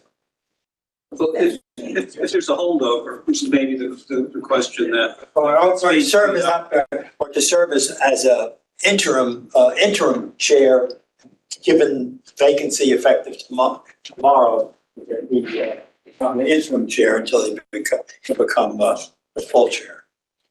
See, that March date, it's a word about Keith. How to deal with the vacancy. We want a new chair effective tomorrow. We want someone to act as the chair effective tomorrow. And whether he can be elected permanent chair tomorrow or interim chair tomorrow to be effective whenever that is deemed appropriate. And when does that, you mean like the end of March 2025. It automatically becomes it, Permanent chair. it automatically becomes permanent. He becomes chair either tomorrow or if the law requires effective at the expiration of his interim chairmanship. So either, yeah, so if the date is as Keith said, then he's still vice chair until February 2025. So the end of February 2025. And then, so then he would be interim chair until February. And then there'd be a new. And then we have a chair. No, I'm saying that, no, he'd be deemed elected. That's not, That's what you said. that's not what I'm saying. Oh, no, something like that. My theory is upon the resignation of the chair, extending my theory, because I had said this before, upon the expiration of the chair, the vice chair ascends to the chairmanship. That's what I understood, right? Okay. So there's no need Until for. until the end. Until the expiration of that 2-year term, which I believe is in March of 25. We don't, There's a we new don't election, need, 25. so we don't need to vote that. Right now. Because is that, Operation. Correct. is that ascension automatic? So we don't need. I defer. Yes, and that was presented to the commission at the March 2023 meeting. Right. That would be the effect of the chair, of the vice chair position created. But I think it is important to indicate that we're electing the chair, be it not effective until. No, because we're not ready to vote. Yeah. No. So Not then, right. then the motion should be withdrawn and then to just be acknowledged that effective 12:01 a.m. September 19th, 2024, that Vice Chair Austin will become the interim chair of the commission until my term ends. I think that's what Well, I'm yeah, saying. and he becomes the chair. He becomes the chair, I'm sorry, okay. So He becomes. fill out the. So it's right. And just to confirm, at the March meeting, the motion was made to elect interim chair Davy, chair of the commission for a term of 2 years. Okay, so that's At that time, and we did have the discussion about succession. I see. Being effectively and filling in, being effectively the only role of I get it. vice chair. I do think it's important to indicate that he's not just filling out technically a term, we're electing. No. No, there's no election yet. I understand that, but from a PR point of view. Well, when a president leaves, vice president becomes president, not interim president. Right, But he only is there until the president's term. right, the term is out. So you're withdrawing your I guess I motion. have no. Does that mean I won in a landslide? Alignment. That's why it's called spin. Right. I'm not finished, but then and we still have the question of do we have an interim vice chair? And because if Len becomes incapacitated, qualified for some reason, in 2 weeks, who is going to take charge? Well, we have a vacancy now. Position of vice chair. As of midnight, there is no vice chair. So if I may, I would move, I nominate Ava Ayers to be our vice chair. Is there a second? Okay, any discussion? Yes. My only concern about that is, again, based on what I've experienced over the last year. As you said at the beginning, that we don't need a vice chair. And I'm just concerned about institutionalizing this structure without some debate. Right. And while I might be willing to consider it under these circumstances, if the chair is requesting that, then I could consider that. But I don't think, I don't know how to say it, but I think that we should, whatever we do now, the end of this term, which is March, that we look at the entire structure and make a decision about how we want to move forward with regard to a chair and a vice chair, the whole issue of succession and all of that should take place then. If I may suggest, Fred and I were in constant contact, sounding board. I'd like to think I was helpful to him in that regard. And it's just to have that person you're able to call and have involved, interacting, when there was enough availability. There was just some 1 a.m. calls that I had to block. Although interestingly, 2 o'clock he took. I think there's an aid to that, they're in liaising with staff and whatever also. I think it is a helpful thing.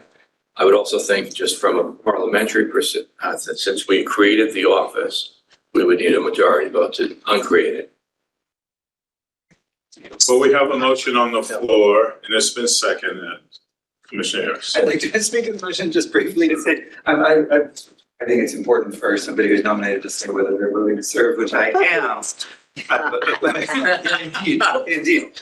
But which I am. I would prefer, if my understanding is correct about what we're doing, that is, there will have to be another election to fill the March 2025 position. Then I would strongly prefer that if I'm made vice chair, it only be for that period. Because I'm vacating my seat now, so you're only being appointed into my term. I don't think anybody should vote for a vice chair without knowing who the chair is going to be. I agree. I just wanted to clarify that before anybody votes, that I'm only For a coterminous period. I nominate James. Yeah. All right, any more discussion? Mr. James. I definitely think there's benefit to having a vice chair. I think it's, as a chair, you're kind of like isolated. And you really need somebody to hear what your thoughts are and go over things that you may want to discuss at the next meeting. So I think it's important to have that sounding board, somebody you can rely on. In addition to the staff, executive director, of course. Plus, if in fact, Vice Chair Austin, soon to be Chair Austin, is unable to attend a meeting, we need somebody to step in to chair the meeting. So I think we have to. Or for example, I'm going to be in Africa, for a long anticipated vacation. Who is Sandy or you can call? I'll take Ghostbusters. As we move forward with selecting the vice chair, could you explain to me how that impacts the voting at the committee level? Because your ex officio members, I don't like the idea of vice chair is that this is so small. They're so small, and then even when Fred wanted to fill in, he couldn't vote. And we don't vote for the commission, but vote things on the committee. I just think we just lose another head when we have a vice chair. I don't agree with it. It's just that I want to know how would that impact their ability to, the vice chair's ability to interact at committee levels. So I was going to speak to that. Under the resolution that we adopted just now, the vice chair is not unless they're the chair's designated substitute ex officio. So the vice chair is, I read this as perfectly free. Committee meetings. Without, again, if they were voting, which they're not, if the committees were voting, which they're generally not, but I don't think anything, correct me if I'm wrong, but I don't think anything would prohibit the vice chair from being just like any other member, although I defer to others if that seems wrong. As a committee member, you wouldn't be barred from being a member of the committee. But if you're their ex officio, you can speak, but you can't vote. We'll see. Okay. All right. Are we ready to vote? All those in favor of supporting Commissioner Ayers as vice chair to the end of Terminus with the chair's term, please say aye. Aye. Any opposed? Yourself. It is unanimous. Great, abstentions. That's great. Congratulations. All right, so. Yeah, look forward to if I working could with just suggest maybe the administration committee between now and those, whatever, 5, 6 months, maybe, together with staff, propose something with respect to the vice chair, and if not a vice chair, maybe a person who comes in, will be designated to fill in without it being vice chair. I'm just saying, yeah, because we are so small. Hopefully.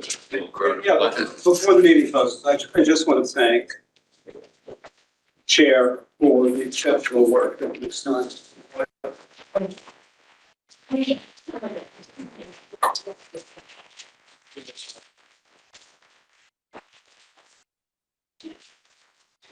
But on behalf of me personally, but also all staff, I think we're exactly what we needed in our 4-year stage, even more than any of us. Almost a kind of steady hand to help the agency, keep our vision, determination, practicality. And reading, so I stay focused. And a sensitivity to individual talents and concerns. And profound intuitive appreciation for the consistency and nuance of the work of an agency like ours, which is a unique agency. And I think none of us, staff or commissioners, come to this kind of work fully appreciating its complexity, not its intellectual difficulty, but it's just different from what so many people do. And as you've said, there's a level of dedication, and you've been a model for everyone. And I truly can't thank you enough. You're surely going to be missed. I think you have other things to do, and it would be selfish of us to prevent you from pursuing those. No. Not just personally, but I'm good. we could do that. We could do that. If we could call you back. And not because we say that your successors will do a phenomenal job. But each of you have gifts and talents, and you will be best. And I thank you very much. Thank you. Yeah, and I've appreciated, obviously, Sandy, the opportunity to work with you. And I mean, you're one of the smartest people, although there are a lot of smart people in this room. You're one of the smartest people I've ever met. You're one of the hardest working people I've ever met. Although there are a lot of hardworking people in the room. And you're really been dedicated to making this agency what it could and should be. And I think you, your team, and these commissioners have done that. And now we get through next year, see what that holds, and then full steam ahead. But full steam ahead in the interim as well. And I want to congratulate my colleagues. They've already shown what they can do, and they'll come on that. Jim, welcome. And I'm glad you're on at this point. There's one more person in the pipeline that will take my place. I'll call on the Republican leadership to make your appointments, and let's continue to serve the people of the state of New York with as much vigor, action, and competence as we possibly can. So thank you all. Thanks. A motion to adjourn. No, we can't. October 23rd is a complicated date. We kind of discussed that with you, Brad. Oh, okay. So what date did you come up with? How about that? We didn't get so far. It's Monday, the 21st, workable for It's not everybody? Go to Oakland, which you have to go on. Yeah. You don't have to go down. Yeah, I will say that going forward, I think we'll try to just have folks work from whichever location, Harmony or something that it's most convenient. What the week before?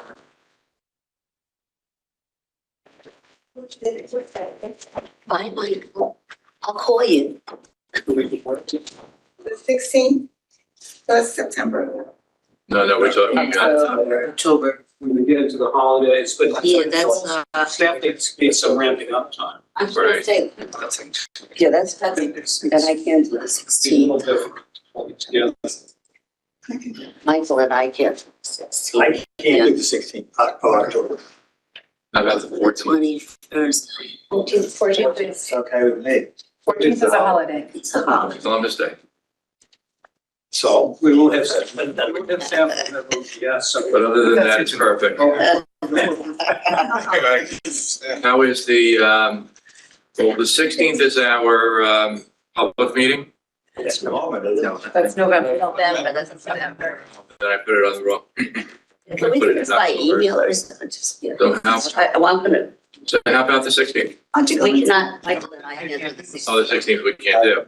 All right, we'll see. 15th? Well, since we have a vice chair, we can run the meeting. Thursday. I can run the meeting on the. 23rd. That's true. It's requesting. Like, Yeah. Well, here's here, it's fun. You know, I think when we have this kind of situation, this should be we should be entertaining this day when we, you know, we can't get to. Because it's just, This is Friday. we planned ahead and it's what it is. We can't make it together. yeah, it's been, yeah. We need a motion to adjourn. We can start. Oh, I'll We're move to. trying to determine the next meeting. We're still on before we adjourn. So So. Yeah, let's get off here. there's a motion to adjourn. So. I'll move. Second, all those in favor of adjourning this meeting, please say aye. Opposed, no. We are adjourned and we will.